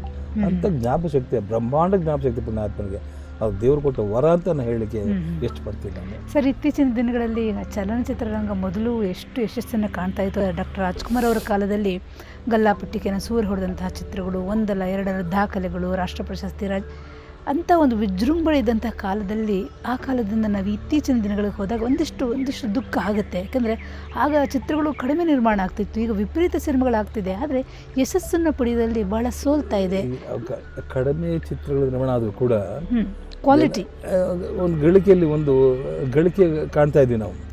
ಇವಾಗ ಹೆಚ್ಚಿಗೆ ಸಿನಿಮಾಗಳು ಬರ್ತಾ ಇದ್ದಾವೆ, ಹೋಗ್ತಾ ಇದ್ದಾವೆ, ಬಟ್ ಜನಗಳ ಮನಸ್ಸಲ್ಲಿ ನಿಂತ್ಕೋತಾ ಇಲ್ಲ. 100 days ಅನ್ನೋದೇ ಇಲ್ಲ ಇವಾಗ. 100 days ಇಲ್ಲ. ಇವಾಗ ಏನು ನಂಗೆ ನಗು ಬರುತ್ತೆ, 10 ದಿನ 15 ದಿನ ಅಂತ ಹಾಕ್ತಾ ಇರ್ತಾರೆ. 2ನೇ ದಿನ 3ನೇ ದಿನ ಈ ಮಟ್ಟಿಗೆ ಬರ್ತೀನಿ. ನೆಕ್ಸ್ಟ್ ಇಲ್ಲಿ 2 ಶೋ 3 ಶೋ ಬರ್ತಾ ಗೊತ್ತಿಲ್ಲ. ಯಾಕೆ ಅಂತಂದರೆ ನಾನು ಮೊದಲೇ ಹೇಳಿದಾಗೆ ಹೋಮ್ವರ್ಕ್ ಮಾಡ್ಕೊಳ್ಳದೆ ಬರ್ತಾರೆ. ಚಿತ್ರರಂಗ ಇದು ಕೂಡ ಒಂದು ಪ್ರಕೃತಿ, ಭೂಮಿ ಇದ್ದಾಗೆ. ಭೂಮಿ ತಾಯಿನ ಹೇಗೆ ನೀವು ಉತ್ತಿ ಬೆಳೆದು ಎಷ್ಟು ಮಟ್ಟಿಗೆ ಬೆಳೀತಿರೋ, ಉಳ್ತಿರೋ, ಫಲವತ್ತಾಗಿ ಬೆಳೀತಿರೋ, ಅವು ಒಳ್ಳೆ ಬೆಳೆ ಕೊಡುತ್ತೆ. ಹಾಗೆ ಇದು ಕೂಡ ಅಷ್ಟೇ, ಇದೊಂದು ಕೃಷಿ ಥರ. ಇದನ್ನು ಕೂಡ ಕೃಷಿ ಮಾಡಬೇಕು ನಾವು. ಒಳ್ಳೆ ಬೀಜ ಹಾಕಿ ಒಳ್ಳೆ ಫಲ ಬರ್ತದೆ. ಹಾಗೆ ಒಳ್ಳೆ ಕಥೆ ಮಾಡಿ ಜನ ಕಂಡು ನೋಡ್ತಾರೆ. ನಮ್ಮ ಜನ ಯಾವತ್ತು ನೋಡಿ, ಈಗ ಈ ಕಾಸರಗೋಡನ್ನ ಚಿತ್ರ ಭಾಳ ಚೆನ್ನಾಗಿ ಹೋಯಿತು, ಆಮೇಲೆ ಗೋಧಿ ಬಣ್ಣ ಹೋಯಿತು, ಆಮೇಲೆ ಟರ್ನ್ ಹೋಯಿತು, ಕಿರಿಕ್ ಪಾರ್ಟಿ ಅಂತ ಚಿತ್ರಗಳು ಭಾಳ ಚೆನ್ನಾಗಿ ಹೋಗ್ತದೆ. ಯಾಕಂದರೆ ಕಷ್ಟಪಡಬೇಕಷ್ಟೆ, ಜನಕ್ಕೆ ಏನು ಬೇಕು ಕೊಡಬೇಕಷ್ಟೆ. ಬರೀ ಹೀರೋಯಿನ್ ಆದರೂ ಹೋಗೋದಿಲ್ಲ. ಇವತ್ತು ಎರಡೂ ಇರಬೇಕು, ಅದು ಬೇಕು ಇದು ಬೇಕು, ಇದ್ರೆ ಮಾತ್ರ ಸಾಧ್ಯ. ಆಮೇಲೆ ಸಾಹಿತ್ಯಕ್ಕೆ ಸಂಭಾಷಣೆ ಬೆಲೆ ಕೊಡಬೇಕು. ಹಿಂದೆ ನೋಡಿ, ಈಗಿನ ಹಾಡುಗಳು ಸಿನಿಮಾ ಎಷ್ಟು ಹಾಡನ್ನು ಜ್ಞಾಪಕ ಗೊತ್ತಾರೆ. ಹಿಂದಿನ ಸಿನಿಮಾಗಳು ನೋಡ್ಕೊಂಡ್ಬನ್ನೆ, ಯಾವ ಹಾಡುಗಳು ಬೇಕು ಹೇಳ್ತೀವಿ, ಇಂಥ ಸಿನಿಮಾ ಅಂತ ಹೇಳ್ಬಿಡ್ತೀವಿ. ಹೇಗೆ ಹೇಳ್ತೀರಿ? ಅದು ಸಾಹಿತ್ಯಕ್ಕೆ ಅಷ್ಟು ಮಹತ್ವ ಕೊಡ್ತಾ ಇದ್ರು, ಸಂಗೀತಕ್ಕೆ ಬೆಲೆ ಕೊಡ್ತಾ ಇದ್ರು. ಅಂದರೆ ಇನ್ನೊಂದು ಏನಮ್ಮ ಅಂದರೆ, ಈಗ ಈ ಗ್ಲೋಬಲ್ ಯುಗ, ವಿಜ್ಞಾನ ಯುಗ, ಟಿವಿ ಮೀಡಿಯಾ ಬಂದುಬಿಟ್ಟಿದೆ. ಮೀಡಿಯಾ ನಮ್ಮನ್ನು ನುಂಗ್ತಾ ಇದೆ ಇವಾಗ. ಅವಾಗ ಅದು ಯಾವ್ದು ಇರ್ಲಿಲ್ವಲ್ಲ. ಅವಾಗ ಮನೋರಂಜನೆ ಅಂದ್ರೆ ಸಿನಿಮಾನೇ ಬರಬೇಕು, ಬೇಜಾರು ಕಳಿಬೇಕು, ಸಿನಿಮಾಕ್ಕೆ ಹೋಗ್ಬೇಕು, ಸಿನಿಮಾ ನೋಡ್ಬೇಕು ನಾವು, ಅಲ್ವಾ? ಈಗ ಹಾಗಲ್ಲ. ಮನೋರಂಜನೆ ಬೇಕಾದಷ್ಟು ಅವಕಾಶಗಳಿದೆ, ಅದನ್ನೆಲ್ಲ ಮೀರಿ ಗೆಲ್ಬೇಕು ನಾವು. ಅಂದ್ರೆ ಒಳ್ಳೆ ಕೆಲಸ ಮಾಡಬೇಕು, ಒಳ್ಳೆ ಸಿನಿಮಾ ಮಾಡಬೇಕು, ಆವಾಗ ನಾವು ಸಕ್ಸಸ್ ಕಾಣ್ತೀವಿ. ಹಾಂ ಸರ್, ಈಗ ಚಿನ್ನೇಗೌಡರು ಅಂತಂದರೆ ಈ ವಯಸ್ಸಿನಲ್ಲೂ ಎಷ್ಟು ಸ್ಪೋರ್ಟಿವ್ ಓಡಾಡ್ತಿರ್ತಾರೆ, ಏನಲ್ಲ ಅಲ್ಲಲ್ಲಿ ಇಲ್ಲಿ ಕೆಲಸ ಮಾಡ್ತಿರ್ತಾರೆ. ಈಗಲೂ ಚಲನಚಿತ್ರರಂಗದಲ್ಲಿ ಅದು ಮಾಡಬೇಕು ಇದು ಮಾಡಬೇಕು ಅಂತ ಭಾಳಷ್ಟು ಕನಸನ್ನು ಕಂಡಿದ್ದೀರಿ ನೀವು. ಎಲ್ಲ ಕೆಲಸ ಆಗೋಯ್ತಪ್ಪ, ಆರಾಮಾಗಿ ಕೂತ್ಕೊಂಬೋಣ, ಇನ್ನೇನು ಅಂತ ನೀವು ಖಂಡಿತವಾಗಿಯೂ ಇಲ್ಲ. ಈಗಲೂ ಸಹ ಏನಾದರೂ ಒಂದು ಹೊಸದನ್ನು ಮಾಡಬೇಕು ಅನ್ನುವಂಥ ಕನಸುಗಳಿದೆ. ಏನು ಸರ್ ಅದು? ಹೌದಮ್ಮ, ನನಗೇನೆಂದರೆ ಈ ಗಂಡಸು ಕೂತ್ಕೋಬಾರ್ದಂತೆ, ಹೆಣ್ಮಕ್ಳು ತಿರುಗಬಾರ್ದು, ಸುಮ್ಮನೆ ವೇಸ್ಟ್ ಆಗಿ ಅಂದರೆ ಬಂದರೆ ಕಾಲಹರಣ ಮಾಡಬಾರ್ದು. ಹಾಗೆ ನಮಗೆ ಏನಾದ್ರು ಮಾಡಬೇಕು ಅಂತ ಒಂದು ಆಸೆ. ರಾಜ್ಕುಮಾರ್ ಕೊನೆವರೆಗೂ ಕೂಡ ಅವ್ರು ಯಾವಾಗಲೂ ಕೂಡ ನಾವು ಇದೆಲ್ಲ ಕಲ್ತಿದ್ದಿಲ್ಲಿಂದಪ್ಪ ಅಂದರೆ ನಮ್ಮ ಭಾವದಿಂದನೇ ಕಲ್ತಿದ್ದೆ. ಅವ್ರ ನಡೆ ನೋಡಿ, ಅವ್ರ ಶಿಸ್ತು, ಅವ್ರ ಸಂಯಮ, ಅವ್ರ ಸಾಗಣೆ, ಅವ್ರ ವಿನಯ ನಮಗೇನಾದ್ರು ಬಂದಿದ್ದ ಅವ್ರಿಗೆ ಬಂದಿದ್ದು. ಕೂತ್ಕೋಬಾರ್ದು, ಏನಾದ್ರು ಕೆಲಸ ಮಾಡ್ತಾ ಇರೋದು. ಅಂದರೆ ಮನುಷ್ಯ ಹೊರಗಡೆ ದುಡಿತಾ ಇದ್ರೆ, ಕೆಲಸ ಮಾಡ್ತಾರೆ, ಆರೋಗ್ಯನೂ ಚೆನ್ನಾಗಿರುತ್ತೆ. ಹೌದು, ನಮ್ಮ ವಯಸ್ಸಾಯಿತು ಸುಮ್ಮನೆ ಕೂತ್ಕೊಂಡ್ಬಿಟ್ರೆ ಸೋಮಾರ, ದೇಹಕ್ಕೆ ಆಲಸ್ಯ ಅನ್ನೋದು ಬಂದ್ಬಿಡುತ್ತೆ. ಅದು ಬರಬಾರ್ದು ನನ್ನ ಆಸೆ ಅಷ್ಟೇ. ಅದೇ ನಾನು ಯಾಕಂದ್ರೆ ಈಗಲೂ ಕೂಡ ನಾನು ಬೆಳಗಿನ ಕರೆಕ್ಟ್ 5 ಅವರ್ 6 ಎದ್ದೇಳ್ತೀನಿ. ಬೆಳಗಿನ ವಾಕ್ ಮಾಡ್ತೀನಿ, ವಾಕ್ ಮಾಡ್ಕೊಂಡು ಬಂದು ಸ್ನಾನ ಮಾಡಿ ಯೋಗ ಮಾಡ್ತೀನಿ, ಯೋಗ ಮಾಡಿ ಪೂಜೆ ಮಾಡಿ. ಇವತ್ತು ನನಗೆ ಅದೇ ಅಭ್ಯಾಸ. ನನ್ನ ಅಭ್ಯಾಸ ಬಿಟ್ಟು ಇಲ್ಲೋ ಹೋಗಲ್ಲ. ನಮ್ಮ ಬೇರೆ ಹವ್ಯಾಸಗಳು ಯಾವುದು ಗೊತ್ತಿಲ್ಲ. ಒಂದು ಹವ್ಯಾಸ ಇದೆ, ಕೆಟ್ಟ ಹವ್ಯಾಸ. ಏನಪ್ಪ ಅಂತಂದರೆ ಕಂಡು ದೇವ್ರಿಗೆ ಕೈ ಮುಗಿಯೋದು, ಗುರುಗಳು ಸಿಕ್ಕರೆ ಕೈ ಮುಗಿಯೋದು, ನಮಸ್ಕಾರ ಮಾಡೋದು, ಇದೆ ನಮಗೆ. ಈಗ ಅದು ಬಿಟ್ಟು ನಮ್ಗೆ ಬೇರೆ ಏನೂ ಗೊತ್ತಿಲ್ಲಮ್ಮ. ನಮಗೆ ಊಟ ಉಪಚಾರಗಳು ಕೂಡ ನಮ್ಮ ವಯಸ್ಸು ತಕ್ಕ ನಾವು ಏನು ಬೇಕು ಅದನ್ನು ತೊಗೊಳ್ತೀವಿ. ಸಿಕ್ತು ತಿನ್ನೋಕ್ಕೂ ಹೋಗಲ್ಲ, ಭಾಳ ಬೈರಿದ ಯಾವುದು ಗೊತ್ತಿಲ್ಲ ಬಿಡಿ ನಮಗೆ ಬೇರೆ ಹವ್ಯಾಸಗಳು, ಅದು ಹೇಳಿದ್ನಲ್ಲ. ಹಾಗೆ ಸ್ವಲ್ಪ ಶಿಸ್ತು ಬರೋ ಜೀವನ. ಯಾಕಂದರೆ ರಾಜಕುಮಾರ್ ನೋಡಿ ಕಲ್ತಿರೋದು ನಾವೆಲ್ಲ. ರಾಜಕುಮಾರ್ ಅವರು ಎಷ್ಟೋ ಸಲ ಅವ್ರ ಜೊತೆ ಪ್ರಯಾಣ ಮಾಡ್ತಾಯಿದ್ದೀವಿ, ಹೋದಾಗ ಫಂಕ್ಷನ್ ಹೋದಾಗ 12 ಗಂಟೆ 2 ಗಂಟೆ ಮಲಿಕೊಂಡು ಕೂಡ ಪುನಃ ಬೆಳಗಿನ ಜಾವ ಕರೆಕ್ಟ್ 5 ಗಂಟೆಗೆ ಎದ್ದು ಯೋಗ ಮಾಡಿದ್ರೆ ಈಚೆ ಬರ್ತಿಲ್ಲ ಅವರು. 5 ಗಂಟೆಗೆ ಎದ್ದು ಬೆಳಗ್ಗೆ ಹೇಳು, ಚಿನ್ನಪ್ಪ ಎಷ್ಟೊತ್ತು ರೆಡಿ ಆಗ್ಬೇಕಪ್ಪ? ಮಾಮ 7 ಗಂಟೆ ರೆಡಿ ಸಾಕು ಮಾಮ, ಪರ ಮಲಿಕುಳಿ ಮಾಮ. ಈಗ ನೀವು ಮಾಮ ಅಂತ ಇದ್ರ? ಮಾಮ ಅಂದಿದ್ದು ಅದು ಚಿನ್ನಪ್ಪ ಅಂದವರು. ಚೆನ್ನಾಗಿ ನಮ್ಮ 12 ವರ್ಷದ ಕಾಲ ನಾನು ನಮ್ಮ ಭಾವ ಅಷ್ಟು ಹತ್ತಿರ ಇದ್ದಷ್ಟು ಬೇರೆ ಯಾರು ಇದ್ದಂಗಿಲ್ಲ. ನಾವು ಎಷ್ಟೇ ಕಡೆ ನಾನು ನಮ್ಮ ಭಾವ ಪ್ರಯಾಣ ಮಾಡ್ತಿದ್ವಿ. ರೂಮ್ನಲ್ಲಿ ನಾವು ನಮ್ಮ ಭಾವ ಮಲಗುತ್ತಾ ಇದ್ವಿ. ನಮ್ಮ ಭಾವ ಯಾವಾಗಲೂ ಹಾಸಿಗೆ ಮಲಗ್ತಿರ್ಲಿಲ್ಲ. ಅವ್ರ ಪುಣ್ಯಾತ್ಮ, ಅವ್ರ ಋಷಿ ಜೀವನ. ಆ ಕೆಳಗಡೆ ಜಂಪ್ ಅಂತ ಮಲಿಕೊಂಡಿದ್ದೀವಿ, ಬೆಡ್ ಮೇಲೆ ಯಾವತ್ತೂ ಮಲಗ್ತಿರ್ಲಿಲ್ಲ ಅವರು. ಎಂಥ ಕಾಲ ಬಂದರೂ ಕೂಡ ಅವರು ಜೀವನ ಎಷ್ಟು ಶಿಸ್ತುಬದ್ಧವಾಗಿ ಹೇಳೋದಕ್ಕೆ ಹೇಳ್ಪಡ್ತೀನಿ. ಆ ಜೀವನ ಕ್ಷೇತ್ರ ಶೂಟಿಂಗು ಹಿಮಾಲಯದಲ್ಲಿ ಶೂಟಿಂಗ್ ಮಾಡಿರೋದಲ್ಲಿ ಏನು ಕೊರೆಯುವ ಚಳಿ ಕೂಡ ಹ್ಯಾಂಡ್ ಗ್ಲೌಸ್ ಆಗಿ ಸ್ಯಾಕ್ಸ್ ಎಲ್ಲ ಹೊಡಿದ್ದಾರೆ. ಅವ್ರಿಗೆ ಕೈಗೆ ಏನು ಹಾಕೊಳ್ಳಿ, ಬರಿಗಾಲಲ್ಲಿ ಅಲ್ಲಿ ಶೂಟಿಂಗ್ ಮಾಡ್ಕೊಂಡೆ ಪುಣ್ಯಾತ್ಮ. ಅಲ್ಲಿ ಲೆಕ್ಕ ಹಾಕೊಳ್ಳೋ ಅವ್ರ ಆತ್ಮಸ್ಥೈರ್ಯ ಆಗಿತ್ತು. ಅವರ ದೈಹಿಕ ಶಕ್ತಿ, ಫಿಸಿಕಲ್ ಫಿಟ್ನೆಸ್, ಫಿಟ್ನೆಸ್ ಅಂದ್ರೆ ಯೋಗ. ಒಂದ್ಸಾರಿ ಈ ಊಟಿನ ಶೂಟಿಂಗು, ನೀನೇನೆ ಗೆಲ್ಲರೆ ಶೂಟಿಂಗು. ಆವಾಗ ಡಿಸೆಂಬರ್ ಟೈಮು. ನಾನು ಯಾವ್ದಕ್ಕೂ ಸೈನ್ ಹಾಕ್ಸ್ಬೇಕು. ಊಟಿನಲ್ಲಿ ಡಿಸೆಂಬರ್. ನಮ್ಮ ಅಕ್ಕವ್ರಿಗೆ ನಾನು ಸೈನ್ ಹಾಕ್ಸ್ಬೇಕು ಚೆಕ್. ನಾನು ಹೋದೆ. ಅವಾಗೆಲ್ಲ ಶಬದ ಮಾಲೆ ಹಾಕ್ಕೊಡಿ ನಾವೆಲ್ಲ. ಅಲ್ಲಿ ಹೋಗಿದ್ದೀನಿ. ರಾತ್ರಿ ಆಯಿತು, ಮಲಿಕೊಂಡಿದ್ದೀನಿ. ಬೆಳಗ್ಗೆ ಅಲ್ಲಿ ಏನು ಮುಂದೆ ಅಗಿಷ್ಟಿಗೆ ಹಾಕಿದೆ, ದೊಡ್ಡ ಬೆಂಕಿ ಹಾಕಿದ್ದಾರೆ. ಅದು ಚಳಿ ತಡೆಯೋಕ್ಕಾಗ್ತಾ ಇಲ್ಲ. ನಾನು ಪಡ್ಡು ಮಲಿಕೊಳ್ಳಿ ಯಾಚಿರಪ್ಪ ಅಂತಂದ್ರೆ ನಾನು ಮಲಿಕೊಂಡಿದ್ದೀನಿ. ಬೆಳಗ್ಗೆ 7 ಗಂಟೆ ಶೂಟಿಂಗ್ ಹೋಗ್ಬೇಕು. ಇವರು 4 ಗಂಟೆಗೆ ಶಬ್ದ ಆಯಿತು. ಏನಪ್ಪ ಎದ್ದು ನೋಡ್ತೀನಿ, ಇವ್ರು ಸ್ನಾನ ಮಾಡ್ತಾಯಿದ್ದಾರೆ. ಮಮ್ಮ ಸ್ನಾನ ಮಾಡ್ತಾಯಿದ್ದಾರೆ. ಹ್ಞೂ ಅಂತ ಅಲ್ಲಿ ನೋಡ್ತೀನಿ, ನೀರು ಮುಟ್ಟೋಕ್ಕಾಗಲ್ಲ, ಹೊಡೆದೋಗಿದ್ದು. ಏನು ಮಮ್ಮ ಇದು? ಹೌದು ಕಡೆ ತಣ್ಣೀರು ಅಲ್ಲ, ಏನು ಅನಿಸಲ್ವ ನಿಮಗೆ ಅದು? ಅವ್ರು ಹೇಳ್ತಾರೆ, ಇಲ್ಲಪ್ಪ ಅನಿಸುತ್ತೆ, ಮೊದಲು ಸ್ವಲ್ಪ ದೊಡ್ಡ ಅಂದ್ಕೊಳ್ಳಿ, ಸೋರ್ಕೊಳ್ಳೋದು ಎಲ್ಲರೂ ಸೋರ್ಕೊಂಡ್ಬಿಟ್ಟು ಆಮೇಲೆ ಹಾಕ್ಕೊಂಡು ನಮಸ್ಕಾರ ಪುಣ್ಯ. ಅದಕ್ಕೆ ನೀವು ರಾಜ್ಕುಮಾರ್ ಆಗಿದ್ದೀರಿ, ಅದಕ್ಕೆ ನಿಮ್ಮನ್ನ ಎಲ್ಲರೂ ದೇವ್ರು ಕರೀತಾರೆ. ಹಂಗೆ ಏನು ಮಾಡಬೇಕು ಅಂದರೆ ಮಾಡೇ ಮಾಡ್ತಿದ್ರು ಅವರು. ಭಾಳ ಒಳ್ಳೆಯ ವಿಚಾರ ಹೇಳಿದ್ರಿ ಸರ್. Thank you sir. ಇಲ್ಲಿವರೆಗೂ ತಾವು ನಮ್ಮ ಶ್ರೀ ಬಸವ ಟಿವಿವರೆಗೂ ಬಂದು ತಮ್ಮ ಎಲ್ಲ ಅನುಭವ, ತಮ್ಮ ಬಾಲ್ಯ, ರಾಜ್ಕುಮಾರ್ ಅವ್ರ ಜೊತೆ ಒಡನಾಟ, ತಮ್ಮ ಅಕ್ಕ ಡಾಕ್ಟರ್ ಪಾರ್ವತಮ್ಮ ರಾಜ್ಕುಮಾರ್ ಅವ್ರ ಜೊತೆ ಒಡನಾಟ, ಚಲನಚಿತ್ರ ಹಂಚಿಕೆ, ಎಲ್ಲವನ್ನು ತಮ್ಮ ಜೊತೆ ಮಾತಾಡಿಕೊಂಡು ನಮಗೆ ಬಹಳ ಸಂತೋಷ ಆಯಿತು. ಬಹಳ ಬಿಚ್ಚು ಮನಸ್ಸಿಂದ ತಾವೆಲ್ಲ ನಮ್ಮ ಬಸವ ಟಿವಿಯ ವೀಕ್ಷಕರಿಗೆ ಹೇಳಿದ್ದೀರಿ. ನಾವು ನಿಜವಾಗ್ಲೂ ನಿಮಗೆ ಆಭಾರಿಗಳಾಗಿದ್ದೀವಿ. ಬಸವ ಟಿವಿ ಪರವಾಗಿ, ಎಲ್ಲರ ಪರವಾಗಿ ನಾನು ತುಂಬ ಹೃದಯದ ಧನ್ಯವಾದಗಳನ್ನು ಹೇಳ್ತಾ ಇದ್ದೀನಿ ಸರ್. Thank you sir. ಕಾರ್ಯಕ್ರಮದಲ್ಲಿ ಮೊಟ್ಟಮೊದಲಾಗಿ ಭಾಗವಹಿಸುವಂಥ ಅವಕಾಶವನ್ನು ಕಲ್ಪಿಸ್ಕೊಟ್ಟಂಥ ವ್ಯವಸ್ಥಾಪಕರಿಗೂ ನಿರ್ದೇಶಕರಿಗೂ ತಮಗೂ ಕೂಡ ನಾನು ಹೊಂದಿಸ್ತೇನೆ. ನಿಮ್ಮ ಬಸವ ವೇದಿಕೆ ಚಾನಲ್ ಏನಿದೆ ಚೆನ್ನಾಗಿ ಬೆಳೆಯಲಿ, ಇನ್ನು ಎತ್ತರ ಬೆಳೆಯಬೇಕು ಅಂತ ಆಶಿಸ್ತೇನೆ. ಎಲ್ಲರೂ ನಮಸ್ಕಾರ. ಸ್ನೇಹಿತರೆ, ಶರಣ ಬಂಧುಗಳೇ, ಸಾಧಕರ ಜೊತೆ ಕಾರ್ಯಕ್ರಮವನ್ನು ಇಲ್ಲಿಗೆ ಮುಗಿಸ್ತಾ ಇದ್ದೇವೆ. ನಿರಂತರವಾಗಿ ನೋಡ್ತಾ ಇರಿ ಶ್ರೀ ಬಸವ ಟಿವಿ. ಇದು ಸಂಸ್ಕಾರದ ಬೆಳಕು. ಎಲ್ಲರಿಗೂ ಶರಣಾರ್ಥಿ.